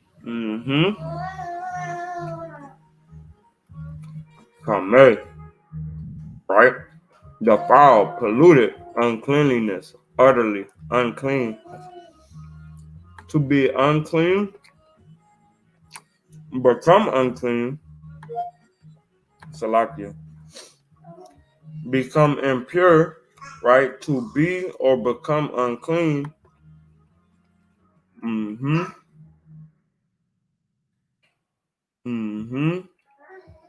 it says, defile oneself, be defiled, right? All in all, unclean, right? You're unclean, right? And it's utterly unclean, man.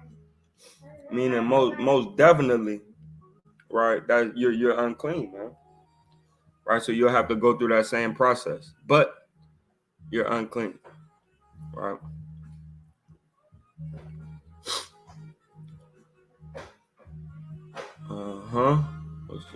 Flesh, unclean, utterly unclean, right? 45, right?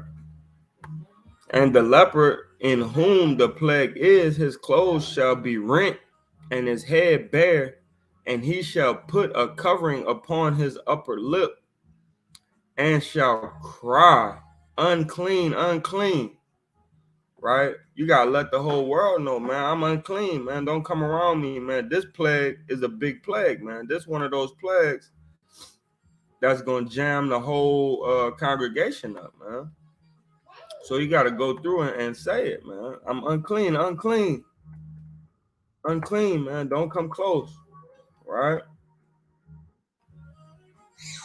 Because this one is a flesh eater, man. Right?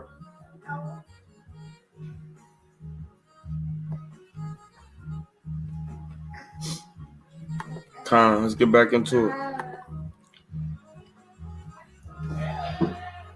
And shall cry, unclean, unclean. all the days wherein the plague shall be in him, he shall be defiled. He is unclean. He shall dwell alone without the camp. Shall his habitation be, man? Right? So when you're unclean, man, you full of all these damn sins and stuff like that. You know, you need to be without the camp, man. We don't want no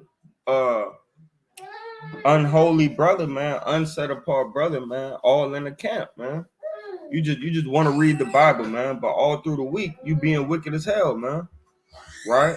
No, man. You got the plague of leprosy, man. Stay without the habitation, man. Your habitation should be outside the camp, man. And when you clean yourself up, man, then you could come back into the camp, or then you could come into the camp and actually be holy and set apart, man. Right?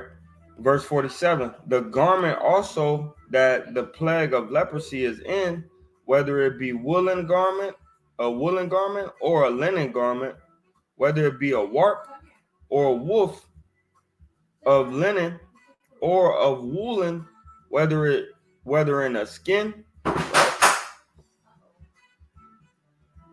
whether in a skin or in anything made of skin, right? So you can get the same plague, Salakia, in your clothes, right?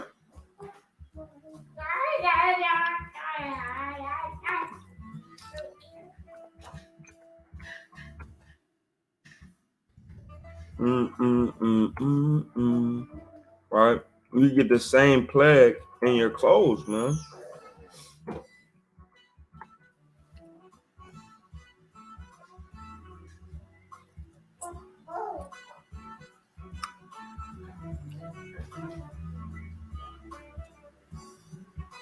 And it'll resemble that of, like, right, a bleach stain.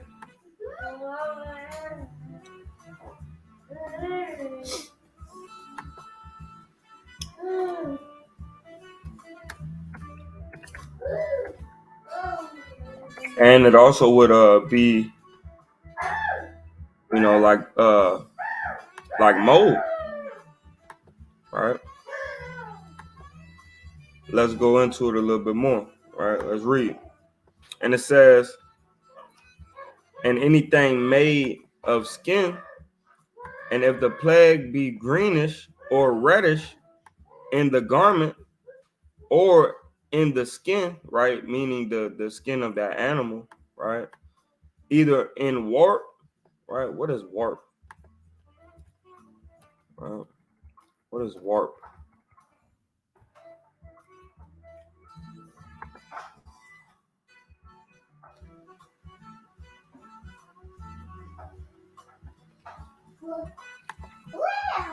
Strong's H8359.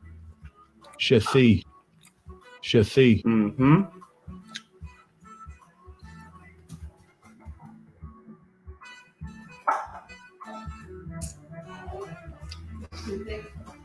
Warp is woven, right?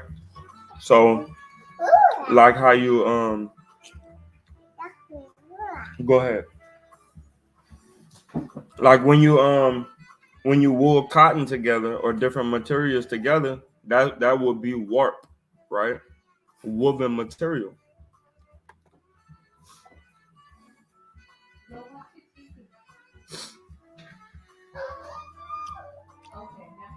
Either in warp, right?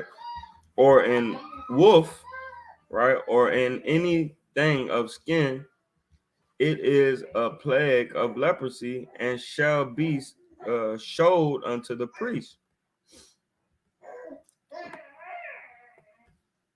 And the priest shall look upon the plague and shut up it that had the plague 7 days, right? No matter what garment it is, it has to go. It has to be shut up, right? And he shall look on the plague, Salakia.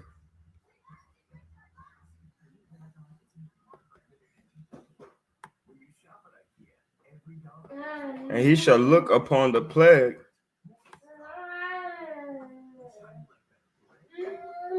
that had Salakia. Starting from the top, right? Verse 50. And the priest shall look upon the plague and shut up it that had the plague 7 days.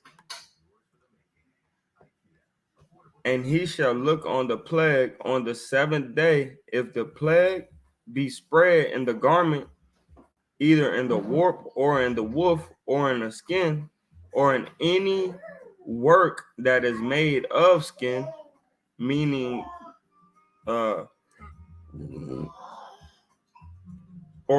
in any work that is made of skin, so you can have like a scarf, whatever it is, right? The plague is a threatening leprosy.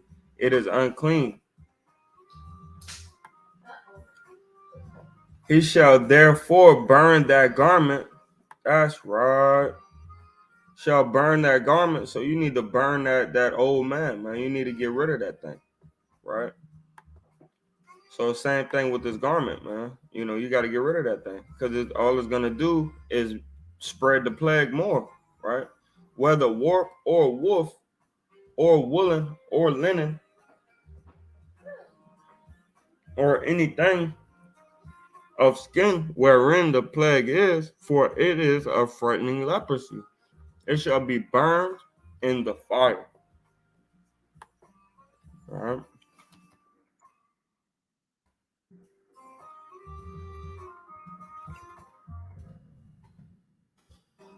Let's get that word frightening. Right. Ma'ar, right? Ma'ar. Strong's H3992. Ma'ad. Ma'ad. Mud'ed, right? Ma'ar, right? And that's how you say it in Hebrew.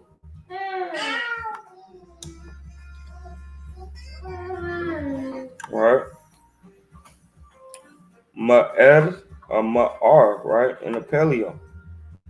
And it says threatening, pricking, right? To pain, prick, irritate, be in pain. Right? That's the type of leprosy that's in that clothing, man. It's gonna drive you crazy, right? You'll be itching, and now you have blisters and things like that in your skin because of the garment, right? It is a threatening leprosy. It shall be burnt in the fire, man. Get rid of that thing, right?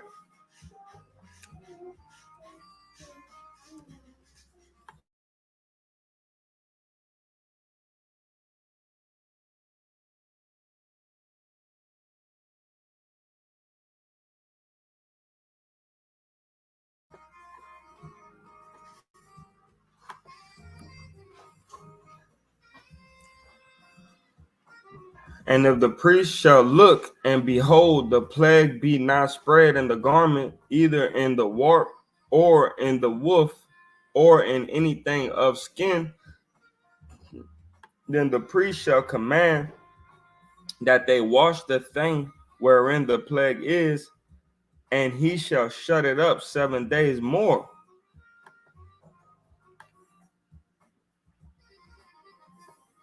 And the priest shall look on the plague after that it is washed, and behold, if the plague have not changed his color, and the plague be not spread, it is unclean. Thou shalt burn it in the fire. It is a fret inward, right? It's not a fret on the outward, which is a threatening leprosy, right? But it's a fret inward, right? It's within the clothing, whether it be bare within or without. And if any priest look and behold the plague be somewhat dark after the washing of it, then he shall rent it out of the garment, or out of the skin, or out of the warp, or out of the woof. And if it appears still in the garment, either in the warp or in the woof or in the thing of skin, it is a spreading plague. Thou shalt burn that therewith, it's like it that wherewith the plague is with fire.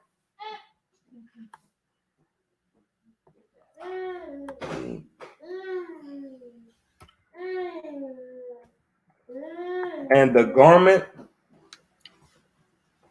garment, either warp, woof, or whatsoever thing of skin it be, which thou shalt wash, if the plague be departed from them, then it shall be washed the second time and be clean.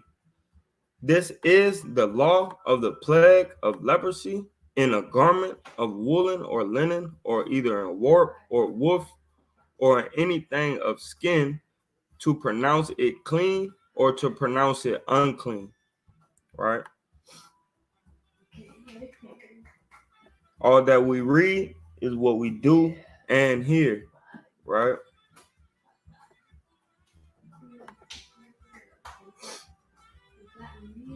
Leviticus 14:1.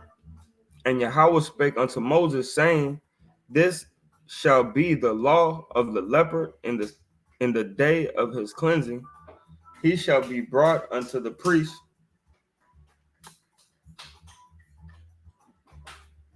and the priest shall go forth out of the camp, and the priest shall look, and behold, if the plague of leprosy be healed in the leper, then shall the priest command to take for him that is to be cleansed 2 birds alive and clean, and a cedar wood, and scarlet, and hyssop.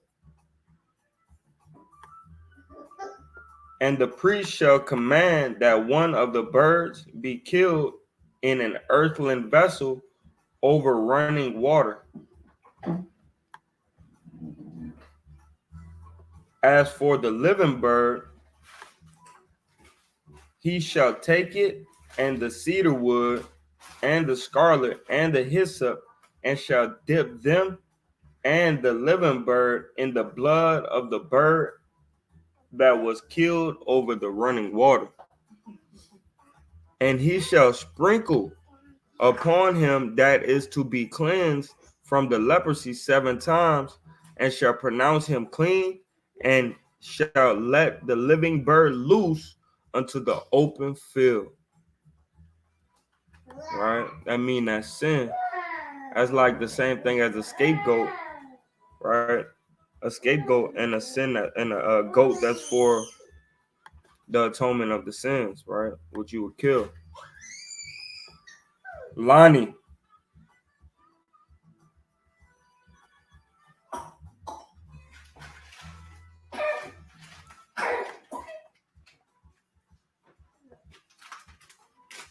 And he that is to be cleansed shall wash his clothes and shave off his hair and wash himself in water that he may be clean.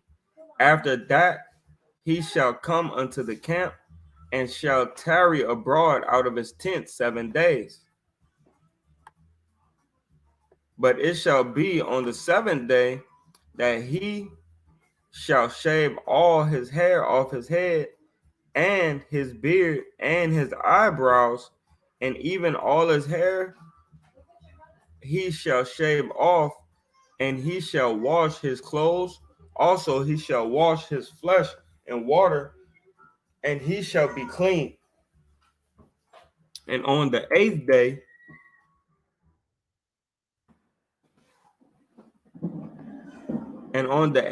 he shall take 2 he lambs without blemish, and one ewe lamb of the first year without blemish.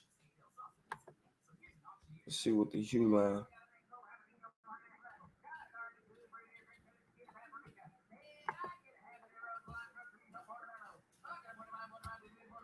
And 1 ewe lamb, right? Female lamb, right? Feminine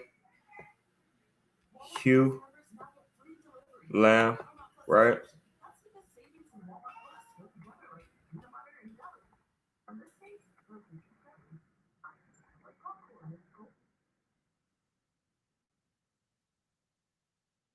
female lamb. Right.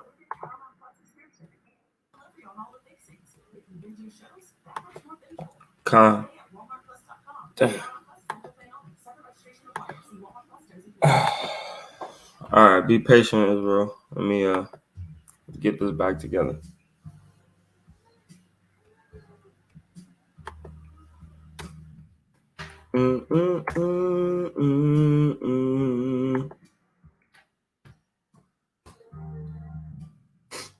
Okay, so a ewe lamb is a female lamb, right?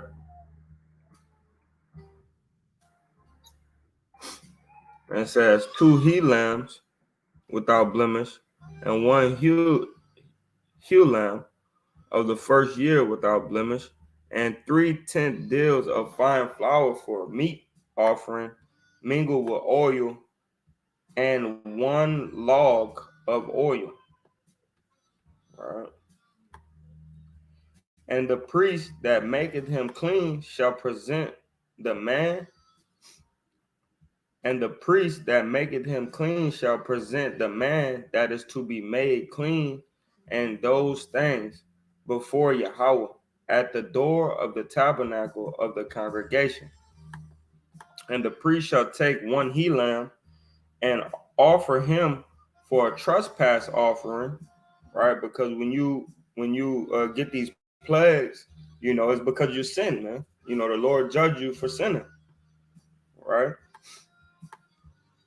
And the log of oil, and wave them for a wave offering before the Lord.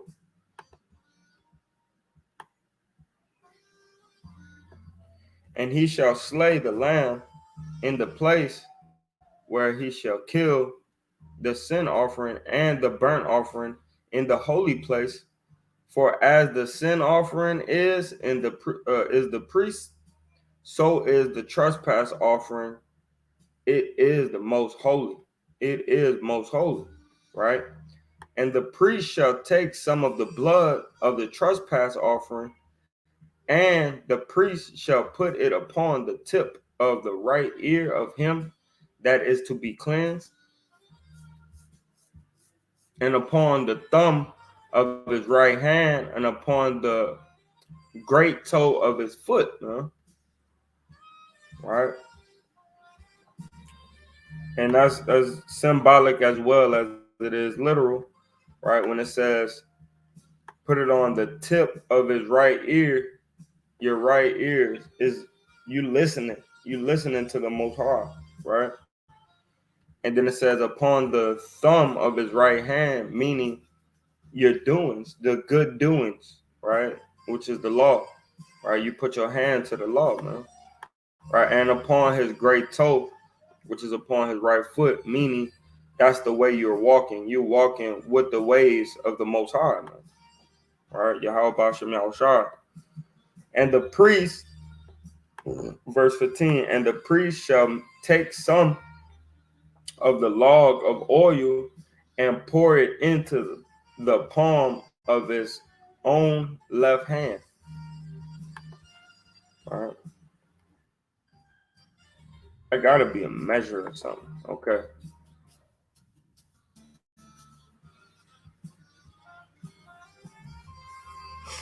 Yeah, see, a liquid measure equal to about a half a liter. All right. So a log is a measure, right? Upon his own left hand, right? Salakia. And the priest shall dip his right finger in the oil that is in his left hand, and shall sprinkle of the oil with his finger 7 times before Yahweh. All right, Salakia. There we go.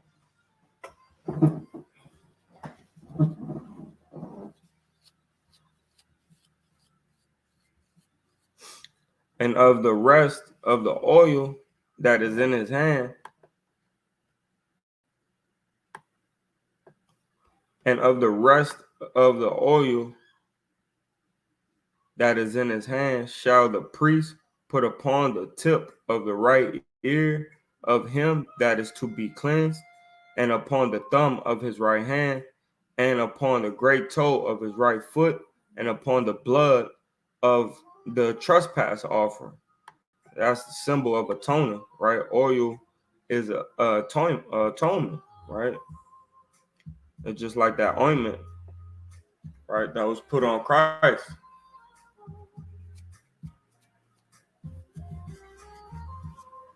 And the remnant of the oil that is in the priest's hand, he shall pour it upon the head of him that is to be cleansed. And the priest shall make an atonement for him before the Lord. Right? So all that with the oil is to do what? To make an atonement, right? He's anointing him to be clean, in the eyes of the Most High. And it says, and the priest shall offer the sin offering and make an atonement for him that is to be cleansed from his uncleanliness. Afterward, he shall kill the burnt offering, and the priest shall offer the burnt offering and the meat offering upon the altar, and the priest shall make an atonement for him, and he shall be clean. All right. And if he be poor and cannot get so much, then he shall take one lamb for a trespass offering to be waved to make an atonement for him, and 1/10 deal of fine flour mingled with oil for a meat offering, and a log of oil, right? And 2 turtle doves or 2 young pigeons, such as he is able to get, and the one shall be a sin offering, and the other a burnt offering, and he shall bring them on the 8th day for his cleansing unto the priest, unto the door of the tabernacle of the congregation before Yahweh.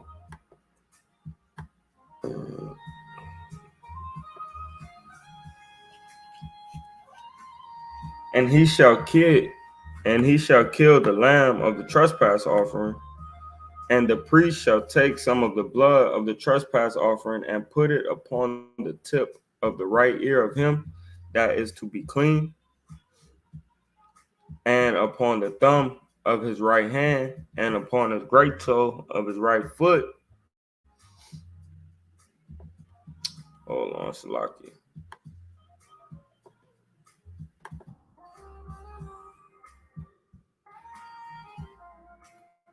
And on the great toe of his right foot, and the priest shall pour of the oil unto his palm of his hand, of his own left hand.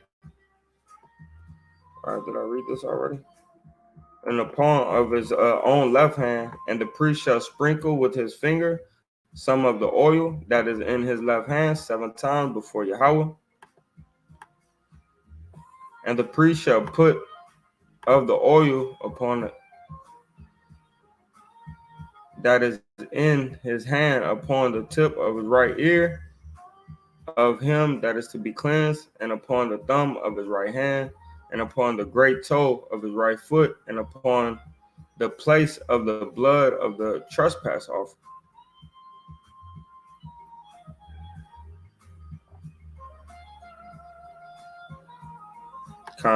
And the rest of the oil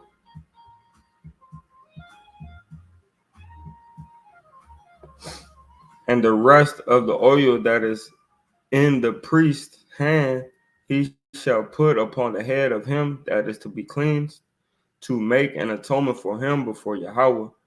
And he shall offer one of the turtle doves for a young or of the young pigeons, as such as he can get, even such as he is able to get, one for a sin offering, and the other for a burnt offering with the meat offering. And the priest shall make an atonement for him that is to be cleansed before Yahweh. This is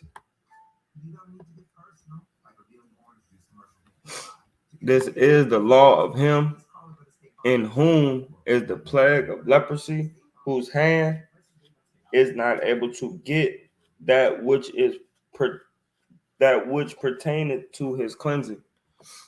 Right? Now, this is a deep one too, right? It's the cleansing a house leprosy, right? And Yahweh spake unto Moses and unto Aaron, saying, When ye become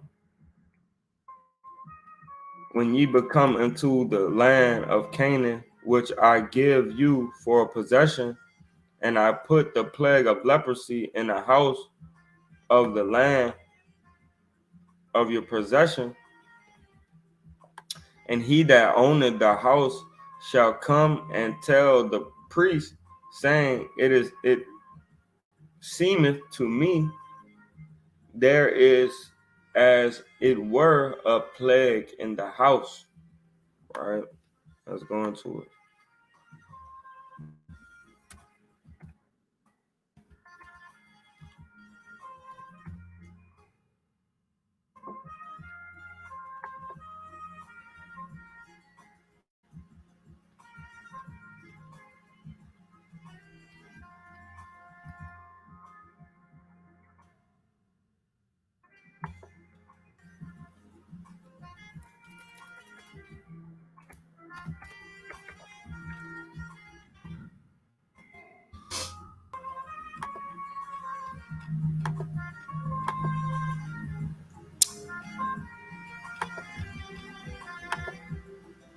Right? So this that mold in the house. If you have a plague of leprosy in your house, right, it would look like unto this, right?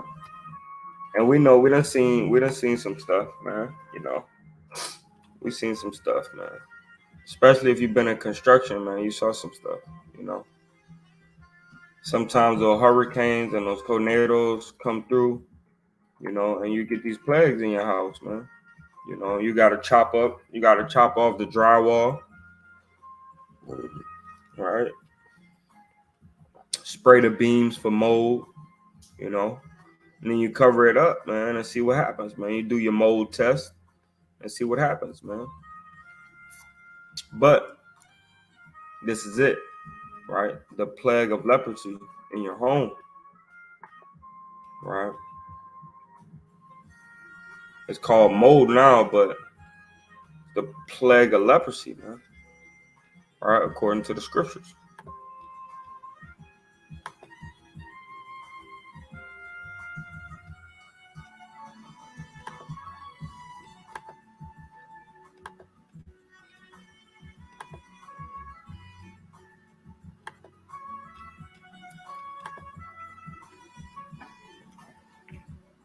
Oh.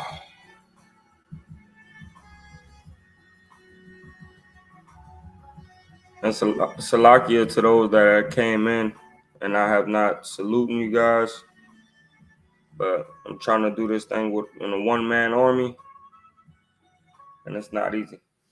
All right, that's all good. Y'all didn't speak anyway. So he that owneth, not bad. Let me get back on it.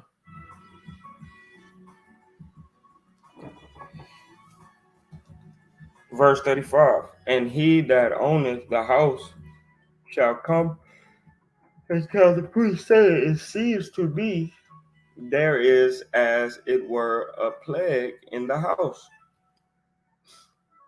Then the priest shall command that they empty the house before the priest go into it to see the plague, that all that is in the house be not made unclean. Right? And that's the same way with you, man. You know, when we having these secret sins, man, right? You gotta get those sins out the house, man. So that way you could get cleansed up, right? Like the scripture said.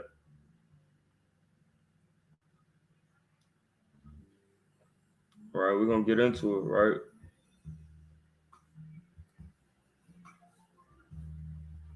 Uh-huh. Let's go to the book. We're going to go to the book of Proverbs. All right.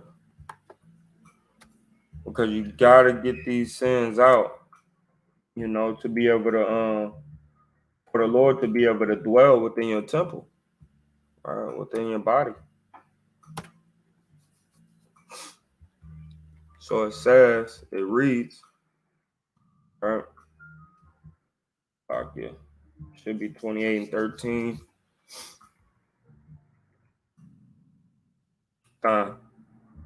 He that covereth his sins shall not prosper, but whosoever confesseth and forsake them shall have mercy. Right? So you gotta confess those things, man. Meaning the same way, right? The same way in Leviticus, the 14th chapter, it says that you before the priest come in, right? Just like before Yahweh Shai come in, we have to cleanse our way, right? It's the same way with the priest, man. You have to clean your house out, man. Right? You have to clean your house out before the priest could come in. Right? Same way with Yahweh Shai, man. You got to clean your spirit out, your temple out, man. So Yahweh Shai could come on in. Let me see. Salakia.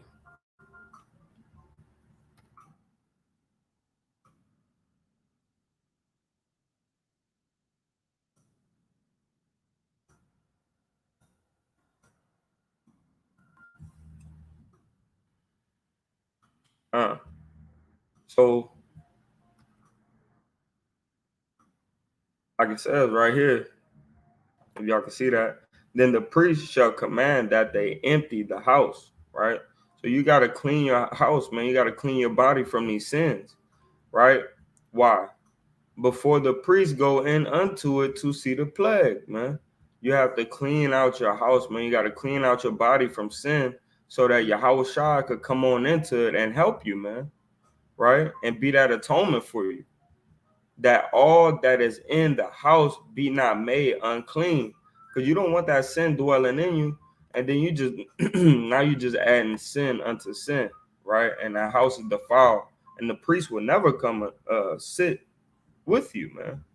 And afterward, the priest shall go into Salaki, shall go into see the house, right? Let's go get that in the book of Corinthians.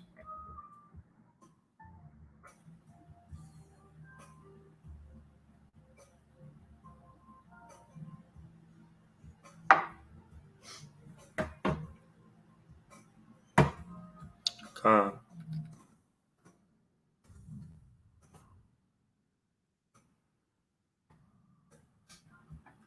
So the scriptures tell you what? This is the book of 1 Corinthians, right? Chapter 3 and verse 16. Right? Know ye not that ye are the temple of Yahweh? So if you're the temple of Yahweh, guess what? Yahweh want a place that's clean, right? To come sleep in, man, to come dwell in, right? And that the spirit of Yahweh dwelleth in you, right?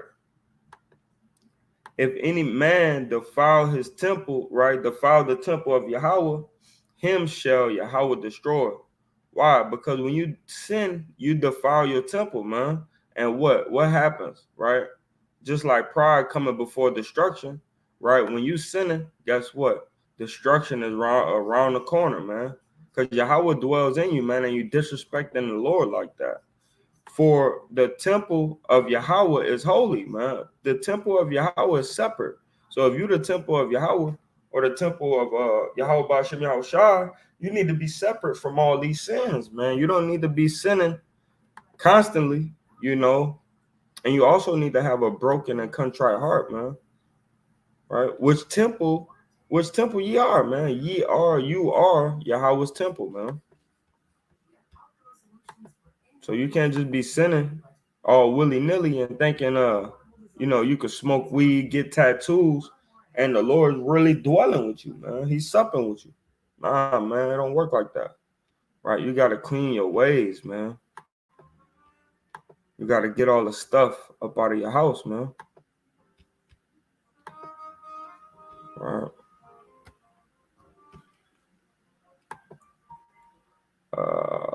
Where we at? Salakia 14.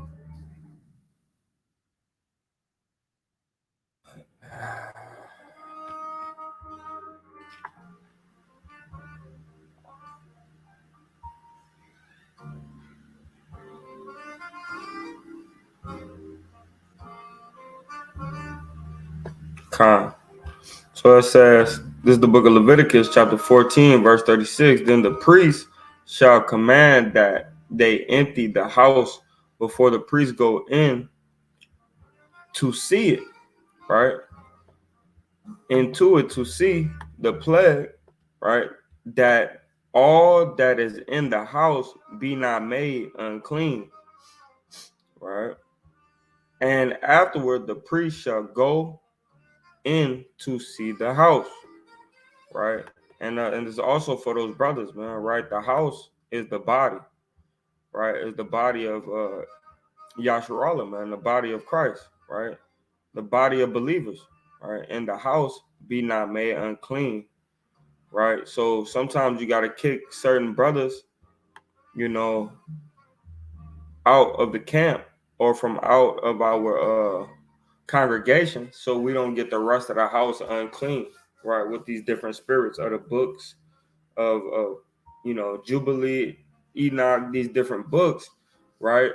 If your camp not dealing with those books, man, you got to get those brothers out that's dealing with those books, man, because it's gonna make a plague come into the house, man, come into the congregation,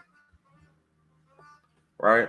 And he shall look on the plague, and behold, if the plague be in the walls of the house with hollow stripes, greenish or reddish, which in sight are lower than the wall, right? Meaning on what? On the baseboards, right?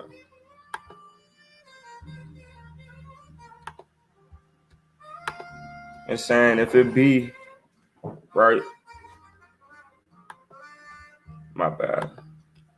If it be right here in the corners of your wall, on the borders, right? The baseboards, right?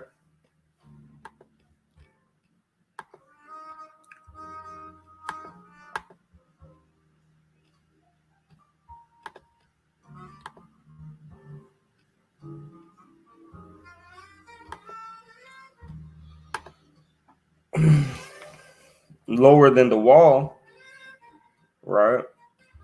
Then the priest shall go out of the house to the door of the house and shut up the house 7 days.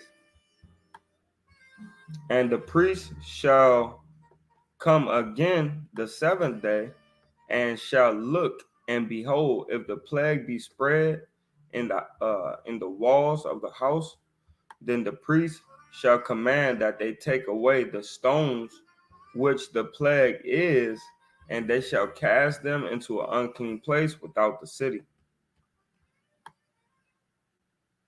Right? And he shall cause the house to be scraped round about, and they shall pour out the dust that they scrape off without the city into an unclean place. And they shall take other stones and put them in the place of those stones, and he shall take another mortar, and he shall take other mortar and shall plaster the house.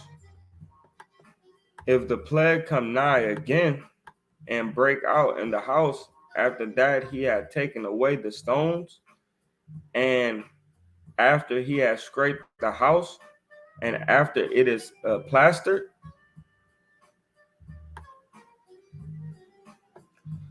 then the priest shall come and look, and behold, if the plague is spread in the house, it is a threatening leprosy in the house, it is unclean.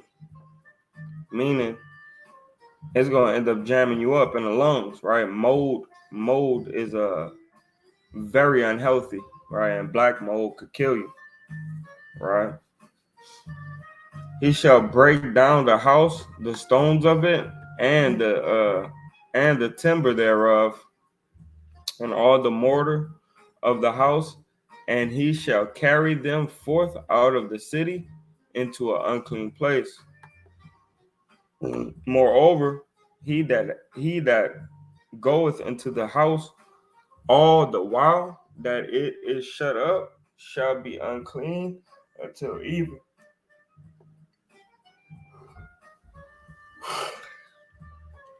Man, and he that lieth in the house shall wash his clothes, and he that eateth in the house shall wash his clothes. And if the priest shall come in and look upon it, behold, the plague had not spread in the house after the house was plastered, then the priest shall pronounce the house clean because the plague is healed. Right? He shall take to cleanse the house 2 birds and cedar wood and scarlet and hyssop, and he shall kill the one of the birds in an earthen vessel, running over running water.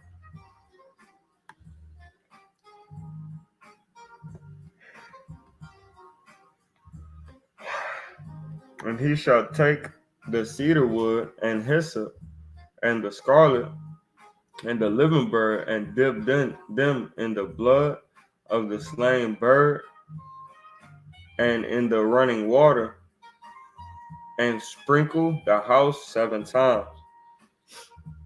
He shall cleanse the house with the blood of the bird and with the running water and with the living bird and with the cedar wood and with the hyssop and with the scarlet.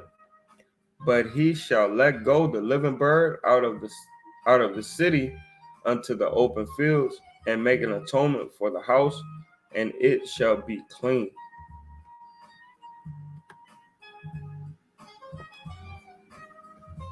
This is the law for all manner of plague of leprosy, scall, and for the leprosy of a garment and of a house, and for a rising, or for a scab, or for a bright spot, to teach when it is unclean and when it is clean.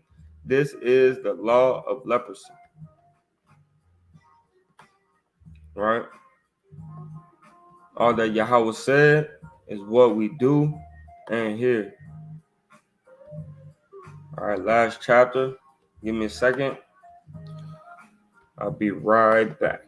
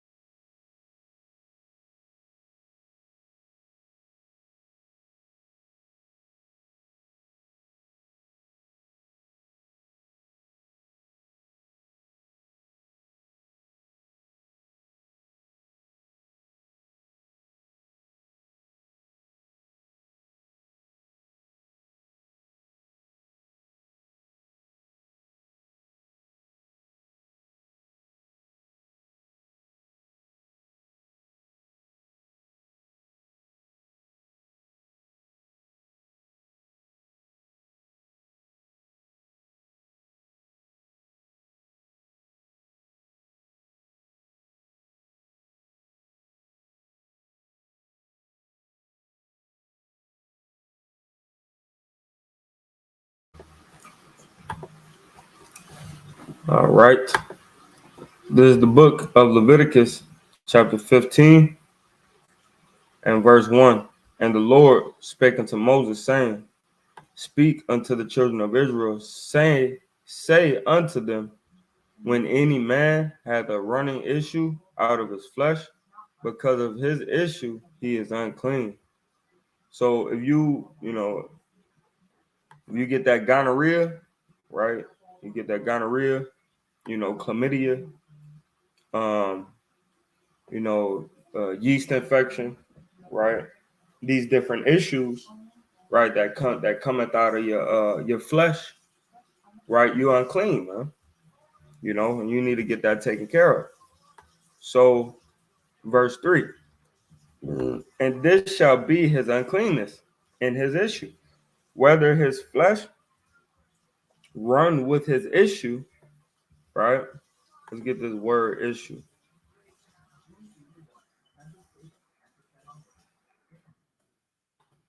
Let's get this word issue. Zobi, right? Strong's H2101. Zove. Zove. Right? Zove. Flow, issue, discharge, flux, right? Semen, discharge, venereal disease of men, right? Issue, flux of women, right?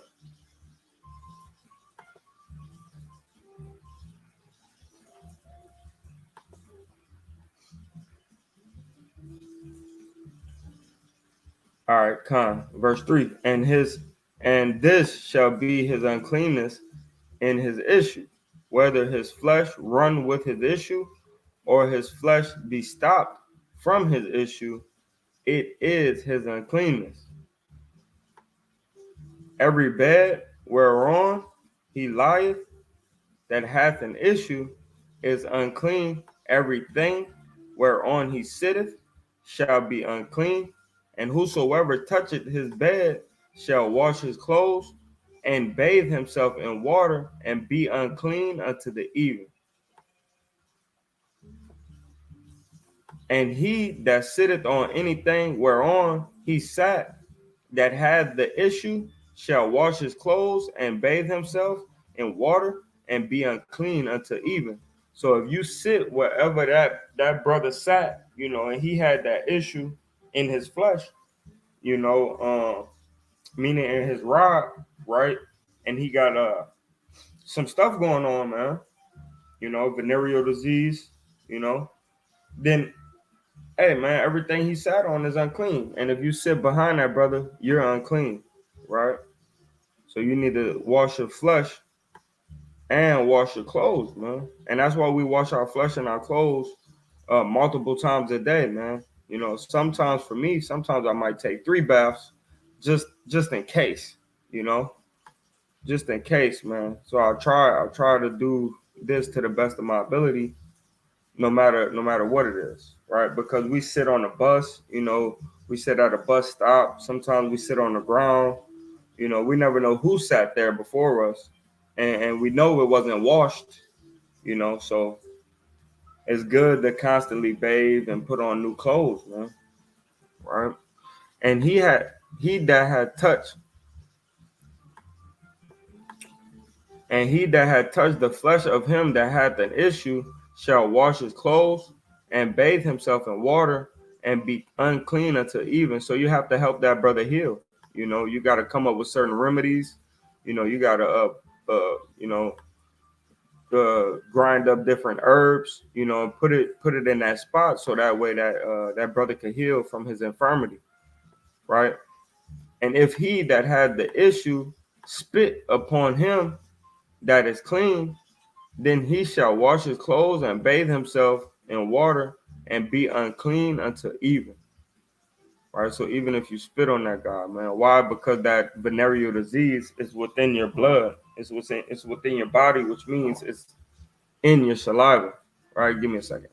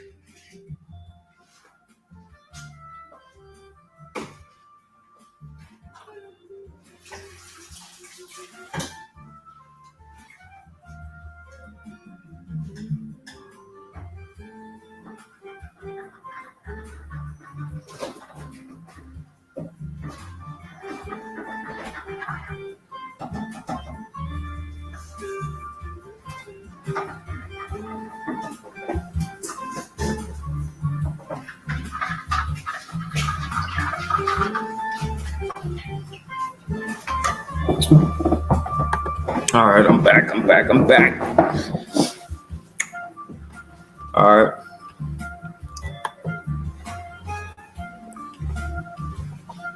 And what Leviticus 15:9, and what saddle soever he rideth upon that had the issue shall be unclean, and whosoever toucheth anything that was under him shall be unclean until even. And he that had bare any of those things shall wash his clothes and bathe himself in water and be unclean until even. Right? These cleanly laws, statutes, right? And whomsoever he toucheth,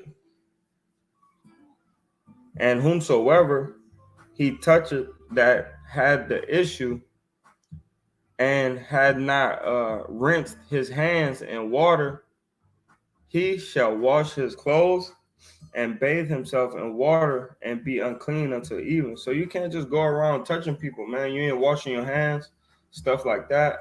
You know, for women too, you know, they changing the tampon, the pad. You know, you got an issue going on, man. Don't go around just touching people, man. You know, you'll make that person unclean, right? Make sure you're washing your hands, man. You know what I mean? And he shall wash his clothes and bathe himself in water and be unclean until even. All right, let's get this word.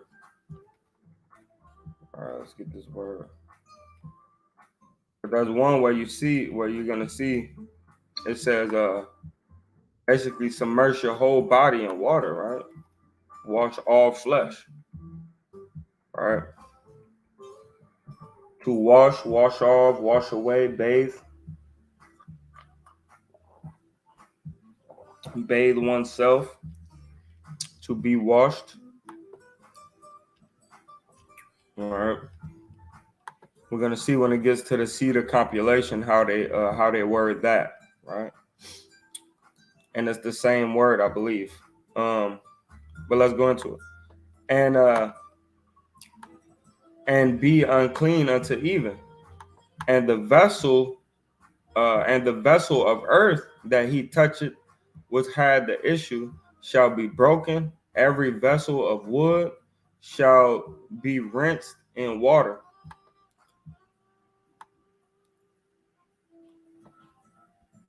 And when he had an issue is cleansed of his issue, then he shall number to himself 7 days for his cleansing, and wash his clothes and bathe his flesh in running water, and shall be clean. Right?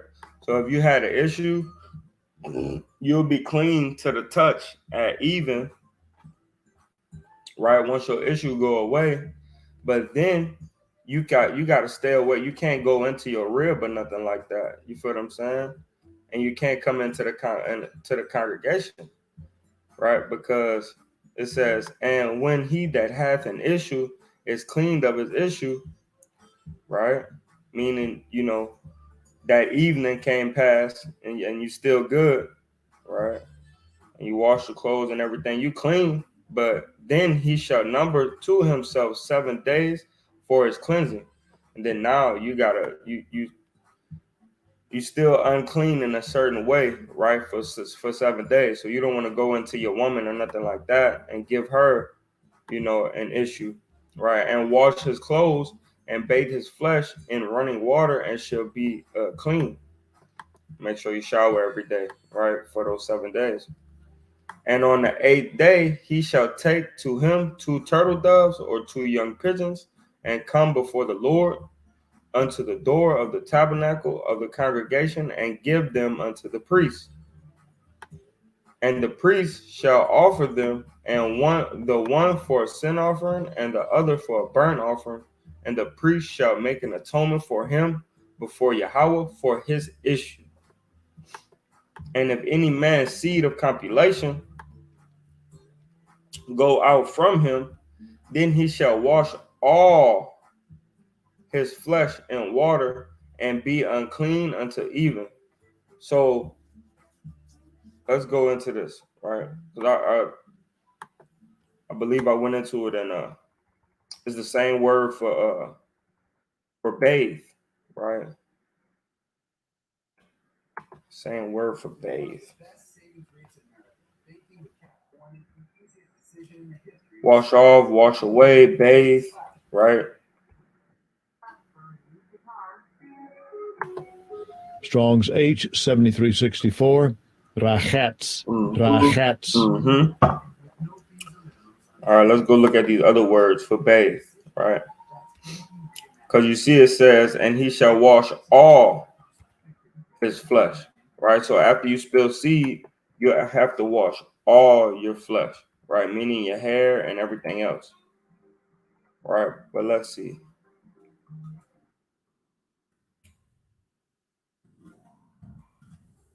I remember I went into this.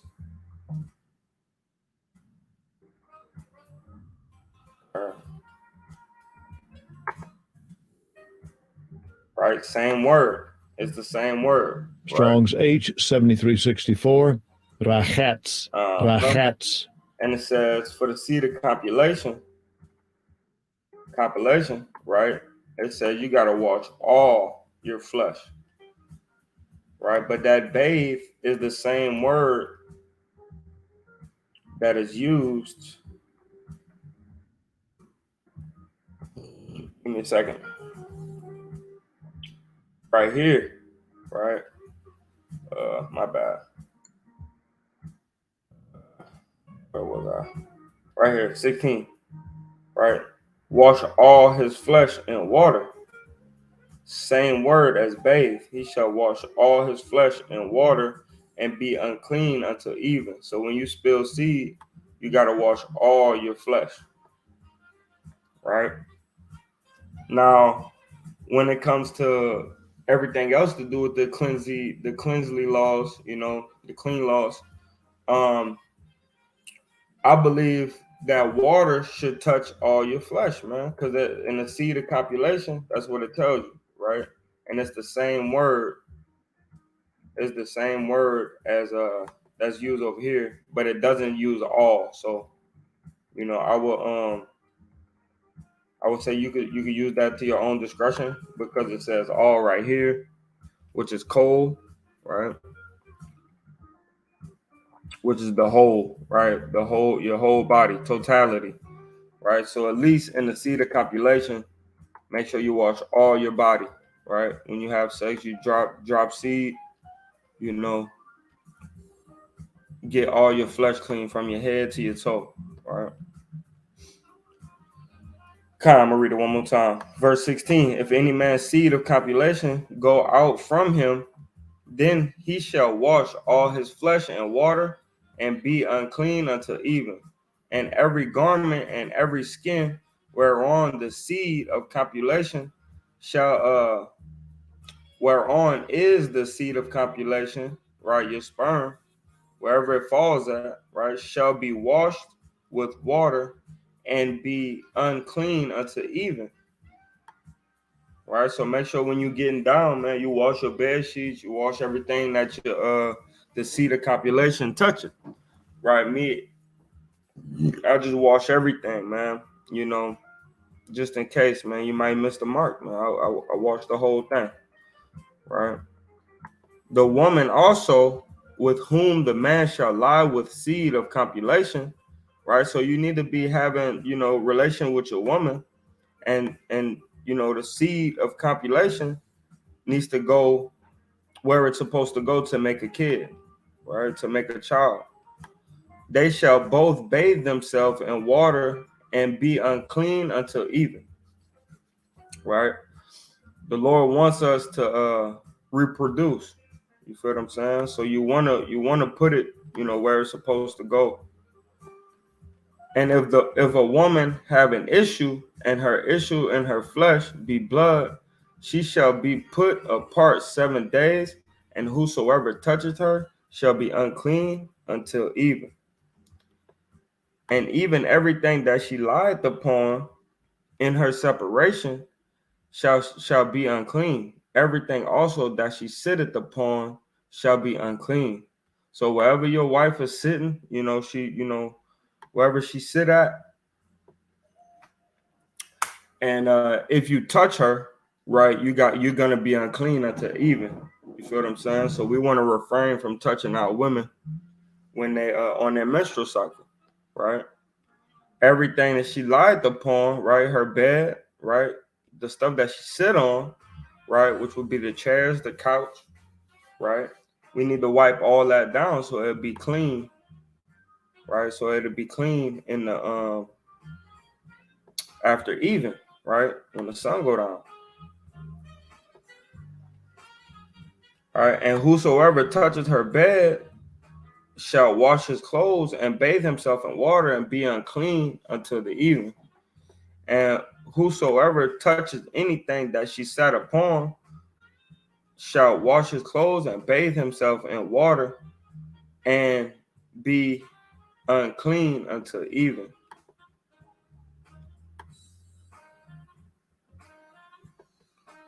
And if it be on her bed or on anything whereon she sitteth, when he touch it, he shall be unclean until even.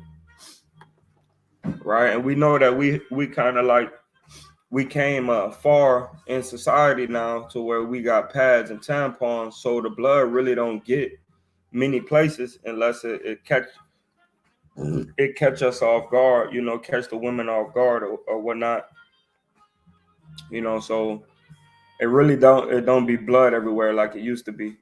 They had menstrual rags.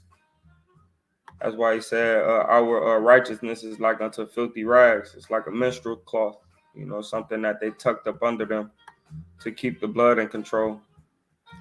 Right? Verse 24, and if any man lie with her at all, and her flowers be upon him, he shall be unclean 7 days. So you don't want to lie with your woman while she you don't want to run the red light, man. You don't want to be with your woman while she on her flower.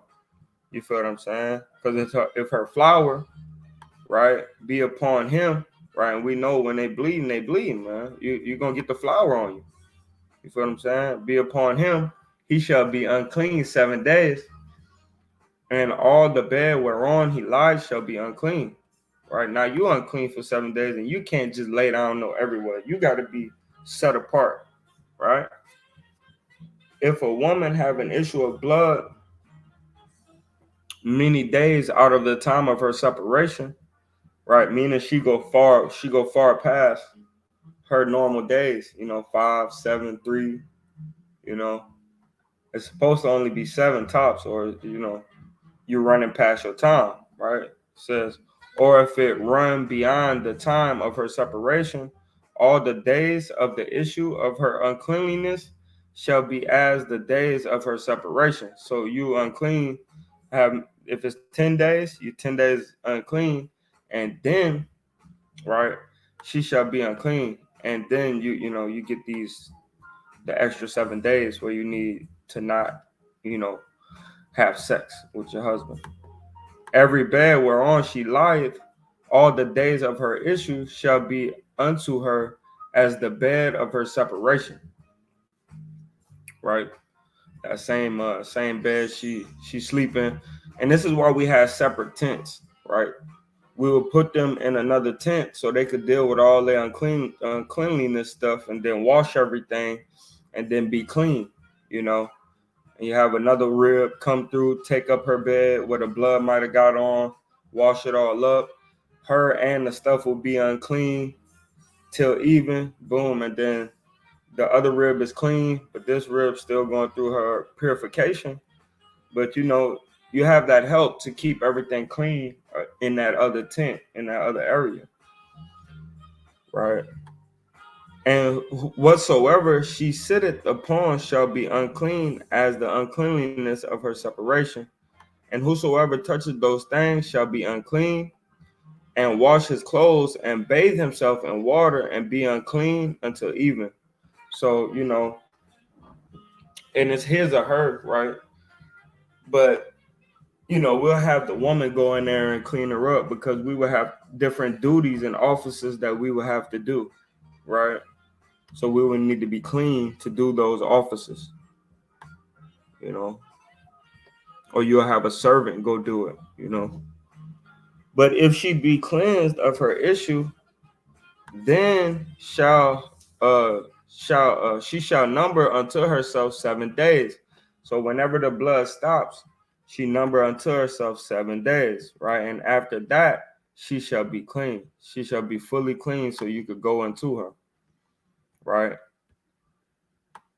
And then it says, on the 8th day, she shall take unto her two turtle doves or two young pigeons and bring them unto the priest to the door of the tabernacle of the congregation.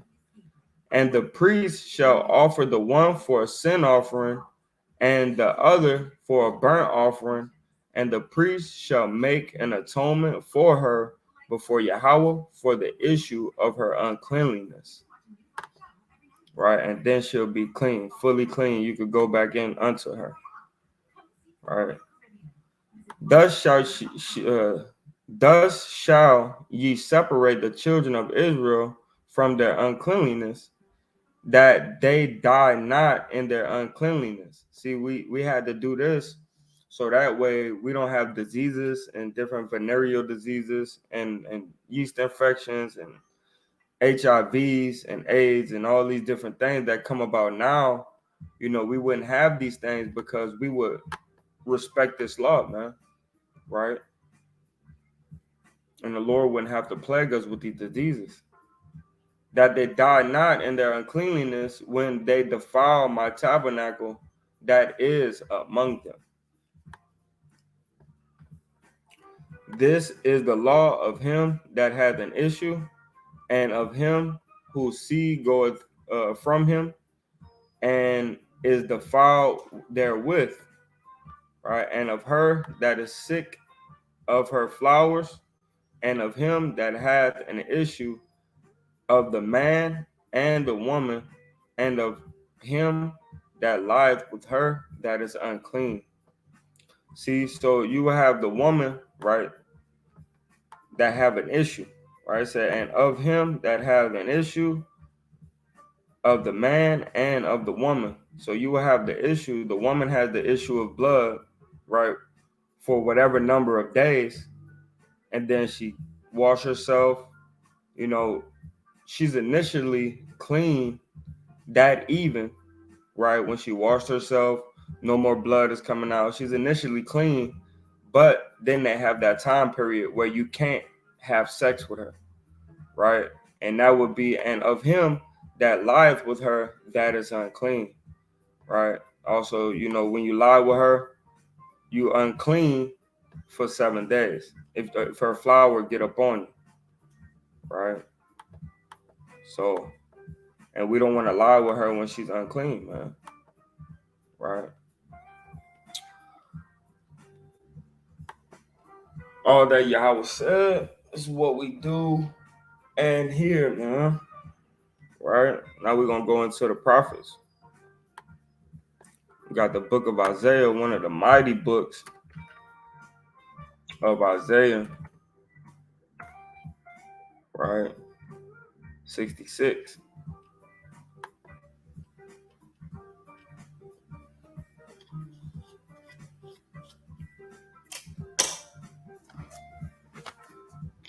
Give me a second.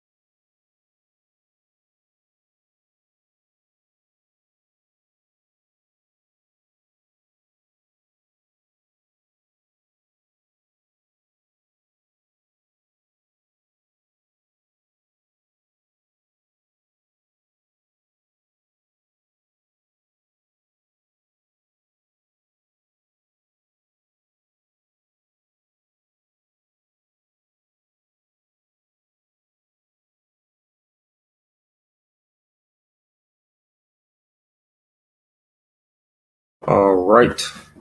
Ready.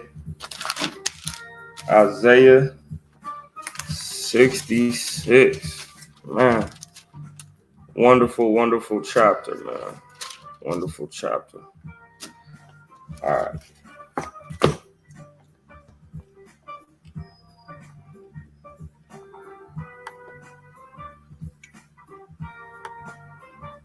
Mm-mm-mm. Dun, dun, dun, dun.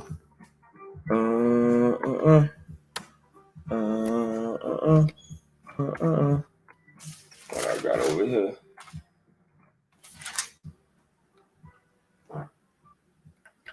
Dun, dun, dun. All right, cool. Now, this is the book of Isaiah, chapter 66, right, in verse 1. Thus said the Lord, the heavens is my throne, and the earth is my footstool. Where is the house that ye build unto me? And where is the place of my rest? For all those things hath my hand made, and all those things have been, said Yahweh.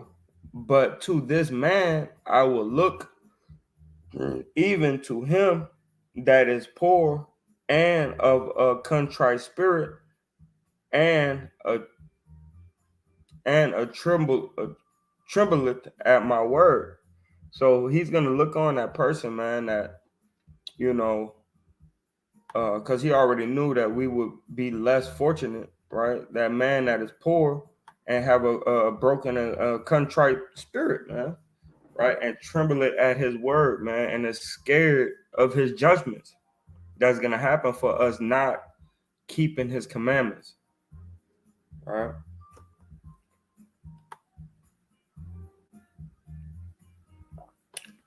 He that killeth an ox is as if he sleweth a man. He that sacrifices a lamb as if he cut off a dog's neck. Dang. He that offereth an oblation as if he offered swine blood. He that burneth incense as if he blesseth an idol. Yea, they have chosen their own ways, and their soul delighted in their abomination. He's talking about the wicked ones of Israel, right? Always getting into this. So we think that the Lord is just gonna accept our lamb, accept our oblation, accept our incense, right? Every time we offer it because we sin. But what the Lord really want, what Yahweh Bashem Yahushua really want, is for us not to go off, right? Because they see us and they know that what? They have chosen their own ways, right? And they're so delighted in their abominations, man, right? You love to eat shrimp, man. You love to have crawfish boil. You know, you love to have that the corn that's in that same boil with that crawfish, man. You know, I'm from New Orleans, man. I know how much we love our abominations. I also will choose their delusions and will bring their fears upon them. Because when I called, none did answer. And we call every day, man. We're gonna go, we're gonna go call today, man, on the Lord's day. And call those, try to bid those people into the marriage, man. And it says, and hopefully somebody answer. And it says, because when I called, none did answer. When I spake, they did not hear, but they did evil before mine eyes, and chose that in which I delight not. So they chose to keep on living that life that they're living, man. That life of fun, right? That life of sin. That's what our people choose, man. They hate the laws of the Lord, man, because they hate the Lord. And they wouldn't say that. They'll say they love God, right? But they really hate him. If you break down the laws of the Most High, you hate them.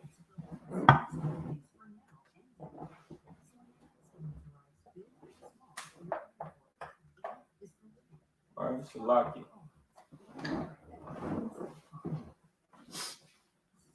Yeah, if you're breaking the laws of the Lord, man, you hate them. And if you're keeping the laws of the Lord, you love them.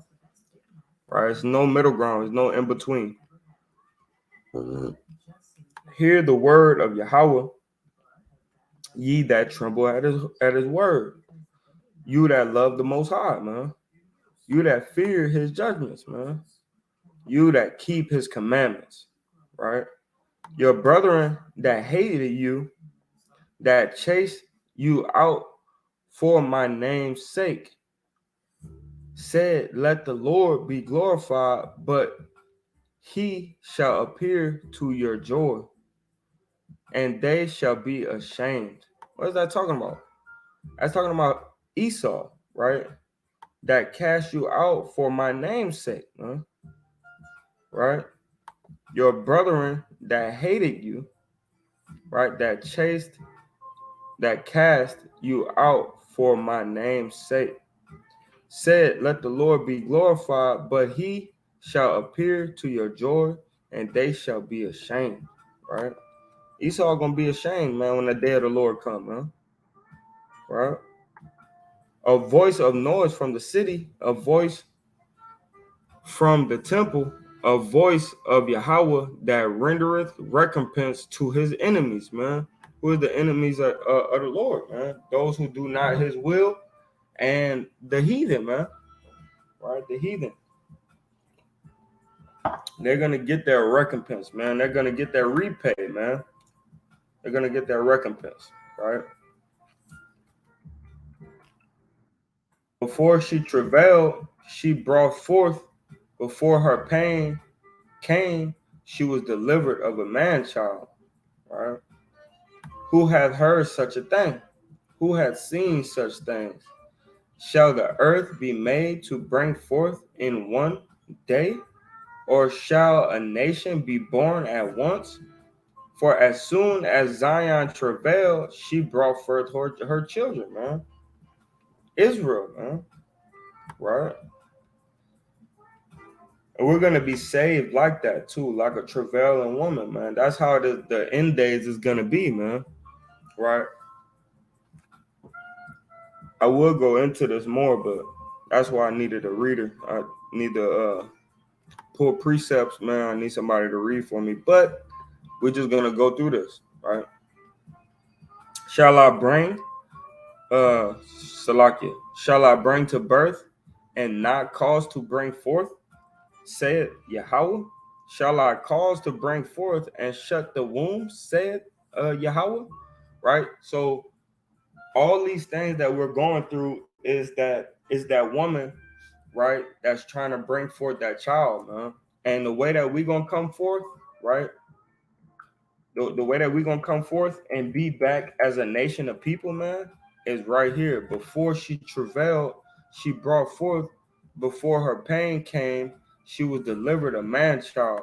When we get our salvation, it's gonna be like that. The Lord gonna have to come through, man. Right? We're travailing already. We're going through what we need to go through already. And when that time come, man, for the elect, they're gonna be beamed up, man. Right? They're not gonna have to go through as much affliction as the least in the kingdom, man.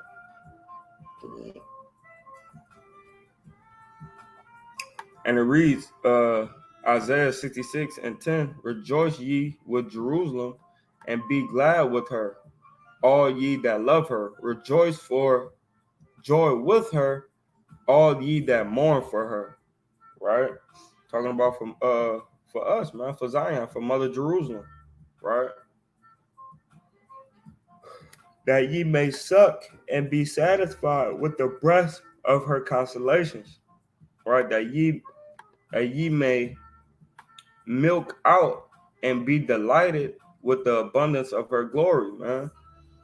And that's what we want, man. That's what we fighting for. That's why we keep the commandments.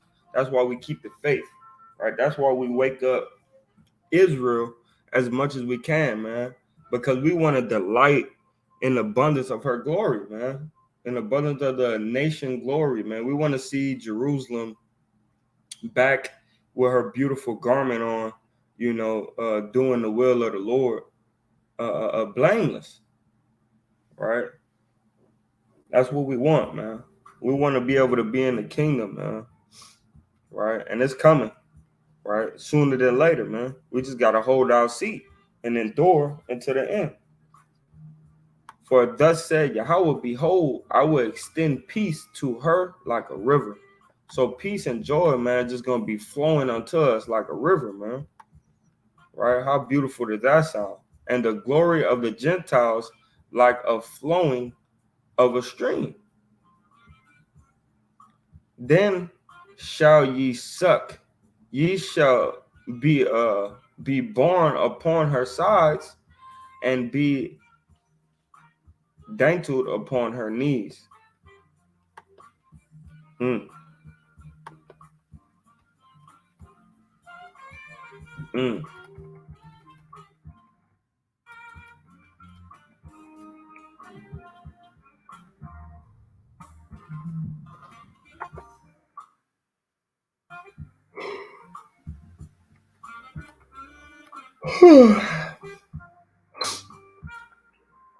Blinded, to be smeared over, to be blinded, smear eyes shut, right? To blind oneself, be blinded.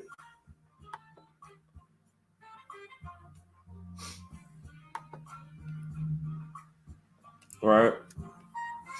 For thus said Yahweh, behold, I will extend peace to her like a river, and glory of the Gentiles like a flowing of stream, right? Because the Gentiles going to constantly be coming through.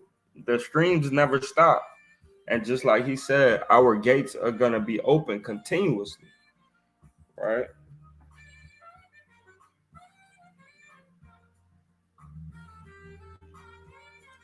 I believe that's in Zephaniah.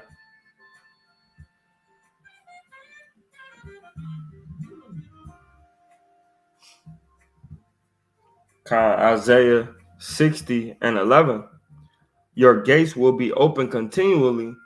They shall not be shut day nor night, so that the people, right, the Gentiles, may bring to you the wealth of the nations, of the Gentiles, right? That's why it says the glory of the Gentiles like a flowing stream, right? They'll be bringing all their stuff unto us, right? Then shall ye suck, right? And then when you suck, guess what you're doing? You're growing, right? Then shall ye suck, then shall ye grow. Ye shall be born upon her sides, and be dangled upon her knees, right? As one whom his mother comforteth, so will I comfort you, and ye shall be comforted in Jerusalem. We're going back to the motherland, man. Right? And when ye see this, your heart shall rejoice, and your bones shall flourish like an herb. Right? Yep. Our families, man, gonna grow like an herb, like maize, like corn. You feel what I'm saying? Like paprika. You feel what I'm saying? Like ginger, right? Our bones, our families, right? And your bones shall flourish like an herb, right? Your family's gonna flourish like an herb, right? When you see wheat, man, many grains on side of one stick of wheat. The hand of the Lord, right? The strength of the Lord shall be known toward his servants, and his indignation toward his enemies. Hey, man, so we want to be what? This is what we want to be, his servants, man. We want his strength to be upon us, right? And his anger to be upon the enemies, right? The enemies of Israel and the enemies that's within Israel, that's going against his word, that's going against the truth. The Lord has his hand against them, right? We want his strength to be upon us, his servants. For behold, Yahweh will come with fire and with his chariots like a whirlwind to render his anger with fury and his rebuke with flames of fire, right? And we're also going to be those flames of fire. He said in Obadiah, right? Obadiah 1:18. Give me a second.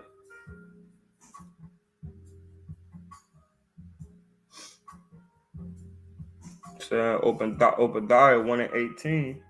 He said, and the house of Jacob shall be a fire, and the house of Joseph a flame, right? We're going to be that fire and that flame, right? And the house of Esau for stubble, right? For small bits of wood, that they may be, that they shall kindle in them and devour them, and there shall not be any remaining of the house of Esau, for the Lord, for Yahweh has spoken it, right?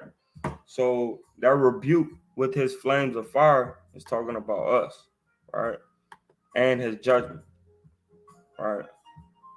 For by fire and by his sword will the Lord plead with all flesh, right? By nuclear fire and by his own hands, right? His own doing, right? He gonna plead with all flesh. And the slaying of Yahweh Ba'ashem Yahushua shall be many.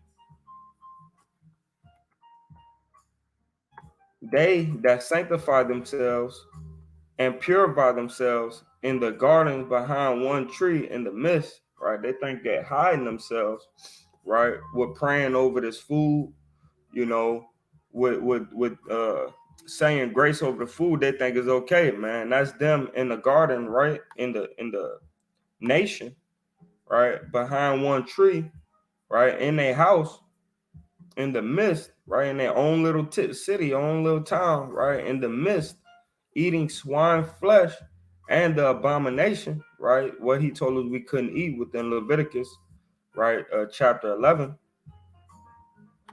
And the mouse shall be consumed together, said Yahweh, man. So those people that's eating those things, right? This hasn't happened yet, right? The Lord happened, came down for by fire with his sword, with Yahweh Ba'ashem Yahushua plead with all flesh. He hasn't done that yet. And the slain of the Lord shall be many. He came as a lamb, as a lamb led to the slaughter to be the remission for our sins, man. To be that permanent offering for our sins, man. That's what he came down for already, right? He did not. This hasn't happened yet. So this has to happen. So if you eating these different things, then guess what, man? You're finished. You're going to be altogether consumed, right? Said Yahweh. He said, why? Because for I know their works and their thoughts, it shall come, right? These things that I said, it will come. That I will gather all nations and tongues, and they shall come and see my glory. Why? Because they're going to come, right?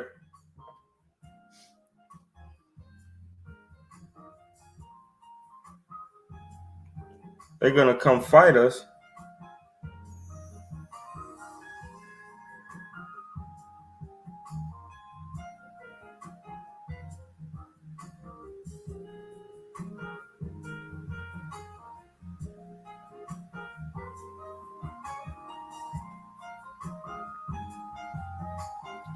They're going to come to Jerusalem and try to fight against us, right?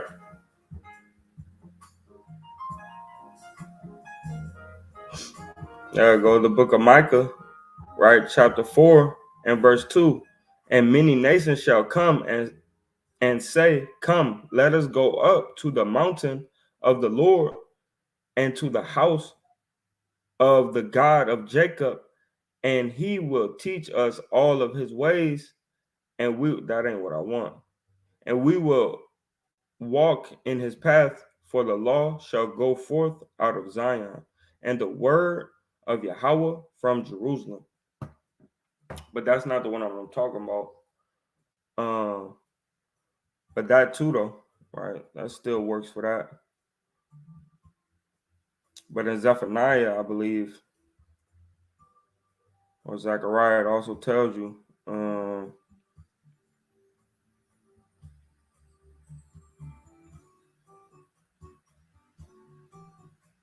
Salakia. Give me a second, Israel.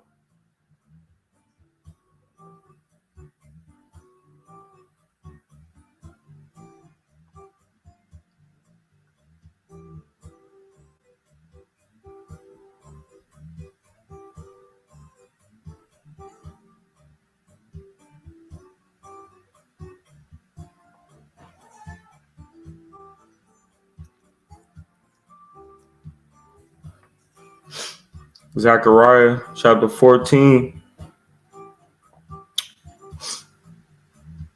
and 14 and 2. And it says, for I will gather all nations against Jerusalem to battle, and the city shall be taken, and the houses rifled, and the women ravished, and half of the city shall go forth unto captivity, and the residue of the people shall not be cut off from the city.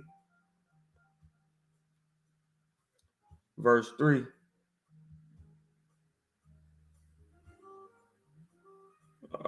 Shucks. Salakia. Verse 3. Then shall the Lord go forth and fight against those nations as when he fought in the day of battle. Right? So these nations going to see that glory because they're going to try to fight against Yahweh. They're going to come to Jerusalem. They're going to stop fighting one another. Right? Like it says in the book of 2nd Ezra. Right? 2nd Ezra 13 and 30, 13 and 31. Right? Or 13 and 30. You could just read 2nd Ezra 13 and it'll tell you about what's going to happen, right?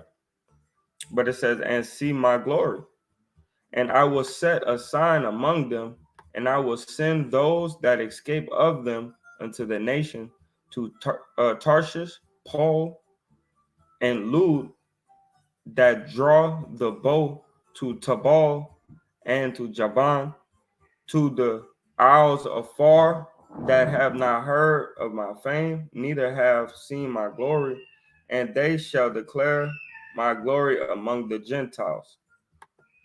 All right, give me a second.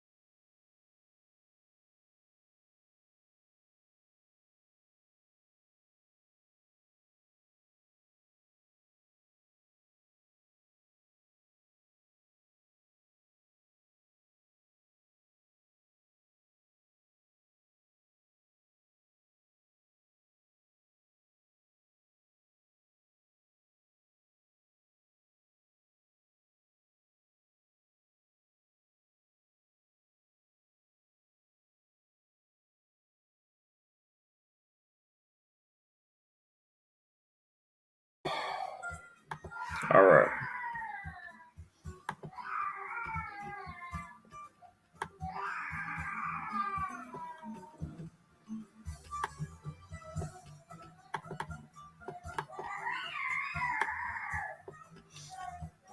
And they shall bring all your brethren for an offering unto the Lord out of all nations, upon horses, and in chariots, and in litters, and upon mules, and upon swift beasts to my holy mountain Jerusalem, said the Lord, as the children of Israel bring an offering in a clean vessel unto the house of the Lord.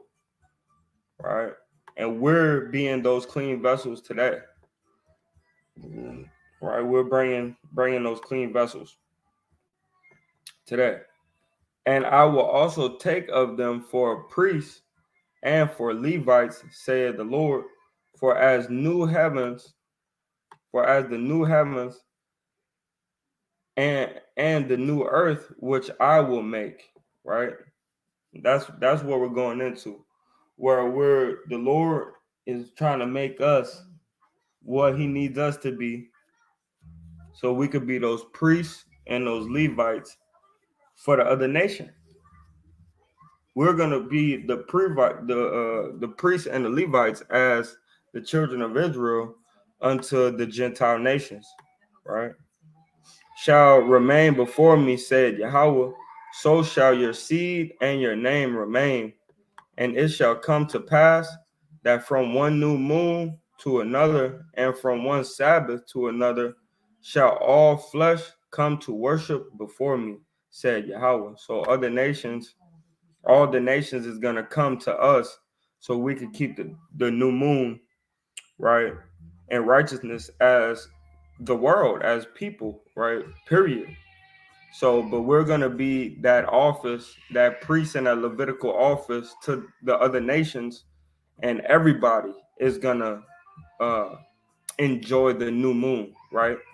And enjoy the Sabbaths, right? And other high holy days together as the world, right? I want to say as a nation, but it's going to be all nation rejoicing in the Lord, man. It's going to be really, really beautiful, man, right? But the Lord's going to have to break all of us down to get there.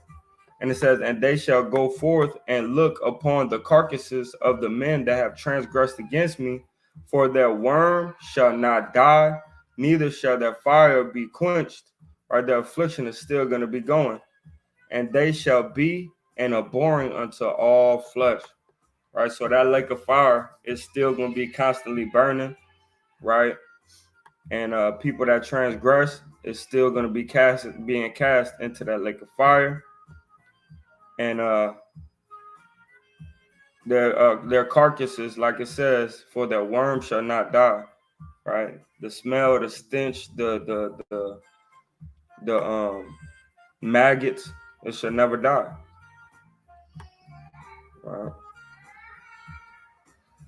All right, let's go into the book of Luke. Salakia, y'all, for going through this kind of fast, right? I have to get ready to make it to camp, and I have no help, so I'm kind of gonna go through this. The book of Luke, chapter 2, and verse 22, right? And when the days of her purification according to the law of Moses were accomplished, they brought him to Jerusalem to present him to the Lord. And we know those days of the purification for a man-child was 40 days, right? So Yahushua was 40 days old. Yahushua was 40 days old. As it is written in the law of Yahweh, right? Every male that openeth the womb shall be called holy unto the Lord, shall be called set apart unto the Lord.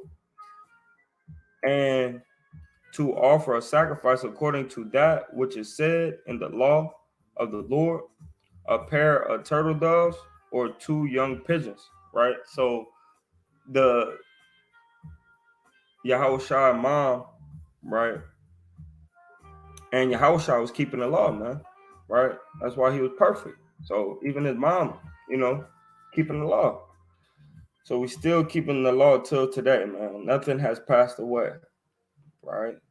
The heavens and the earth are still here, so not one jot or one tittle shall in no wise pass from the law. And behold, there was a man in Jerusalem whose name was Simeon. And the same man was just and devout, right? Waiting for the consolation of Israel, and the Holy Spirit was upon him. it was revealed unto him by the Holy Spirit that he should not see death before he had seen the Lord's Christ, right? That he had seen Yahweh's anointed, right? And he came by the Spirit into the temple. And when the parents brought in the child, Yahushua, to do for him after the custom of the law, which is the 2 turtle doves, the lamb, right? But if you're poor, you'll just have the, the turtle doves or the 2 pigeons. And then you, like I said, you kill one and run in water, right? Have one as a escape bird, right? And then you have the cedar, you'll have the hyssop, and different things like that. We just read it, right? Then took he him up in his arms, talking about Yahushua, and blessed Yahweh, and said, Lord, now lettest thou servant depart in peace according to thy word. For my eyes have seen thy salvation, which thou hast prepared before the face of all people, meaning of all Israel, right? Right? It'll say Gentiles, or it will say all nations, right? We know is all Israel, right? All people, group, tribe, nation, all those who are of the same stock and language, talking about all Israel, same stock and language.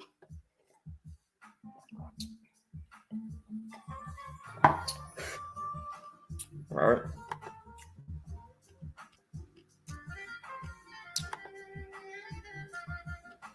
And it says, before the face of all people, right? A light to lighten the Gentiles, right? To bring back the Gentiles, man. And the glory of thy people Israel, right?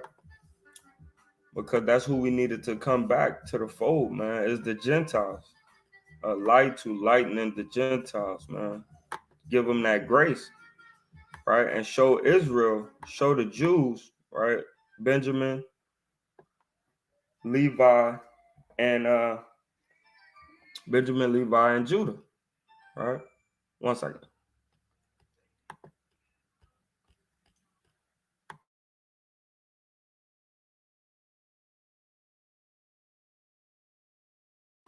Right? Benjamin, Judah, and Levi, right?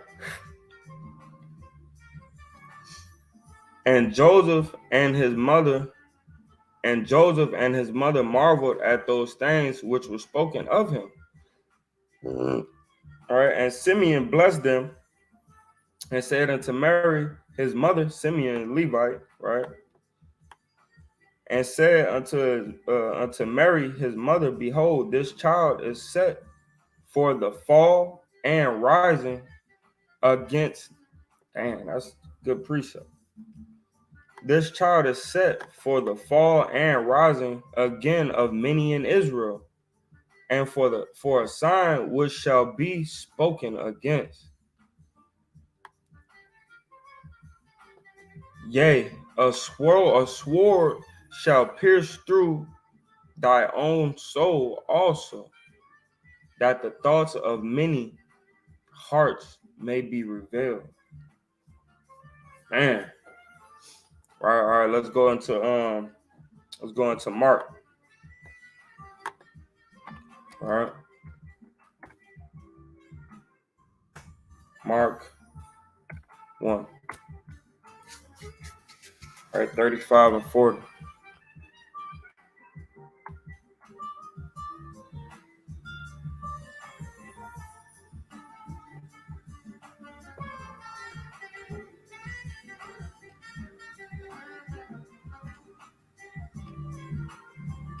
And in the morning, this is the book of Mark, chapter 31 and verse 35.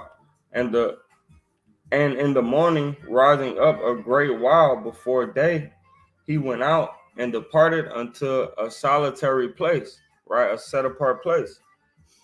and there prayed. And Simeon, they Salakia. And Simeon and they that were with him followed after him. And when they had found him, they said unto him, all men seek for thee. And he said unto them, let us go unto the next towns, that I may preach there also, for there I came forth. And he preached in their synagogues through all Galilee, and cast out devils, right? Cast out different deceiving spirits, right? That was deceiving the people, man, right? And there came a leper to him, beseeching him, and kneeling down to him, saying unto him, if thou wilt, canst thou make me clean? Right? I've been dealing with this plague of leprosy, man. If you will, can you make me clean? And Yahushua moved with compassion and put forth his hand and touched him and said unto him, I will, be thou clean. And as soon as he spoken, immediately the leprosy departed from him, and he was cleansed. Right?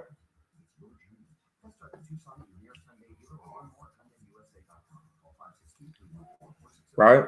And then what did Yahushua do? He commanded him to keep the law. Right? He said, and straightly charged him, and forthwith sent him away. And did what? And said unto him, see thou sayest nothing to any man, but go thy way, show thyself to the priest. Why? Because he needs to offer something for you, and offer for thy cleanliness those things which Moses commanded, for a testimony unto them. Right? So he said, hey, look, man, go there, tell them, hey, I've been cleansed of my leprosy, you know. I need you to offer these things that the Lord said that we need to offer, man. But what? But he went out and began to publish it much, and to blaze abroad the manner, in so much that Jesus, right, Yahushua, could no more openly enter into the city, but was without in desert places, and they came to him for every quarter, man. Right? Every 3 hours there was more people coming, man. Right?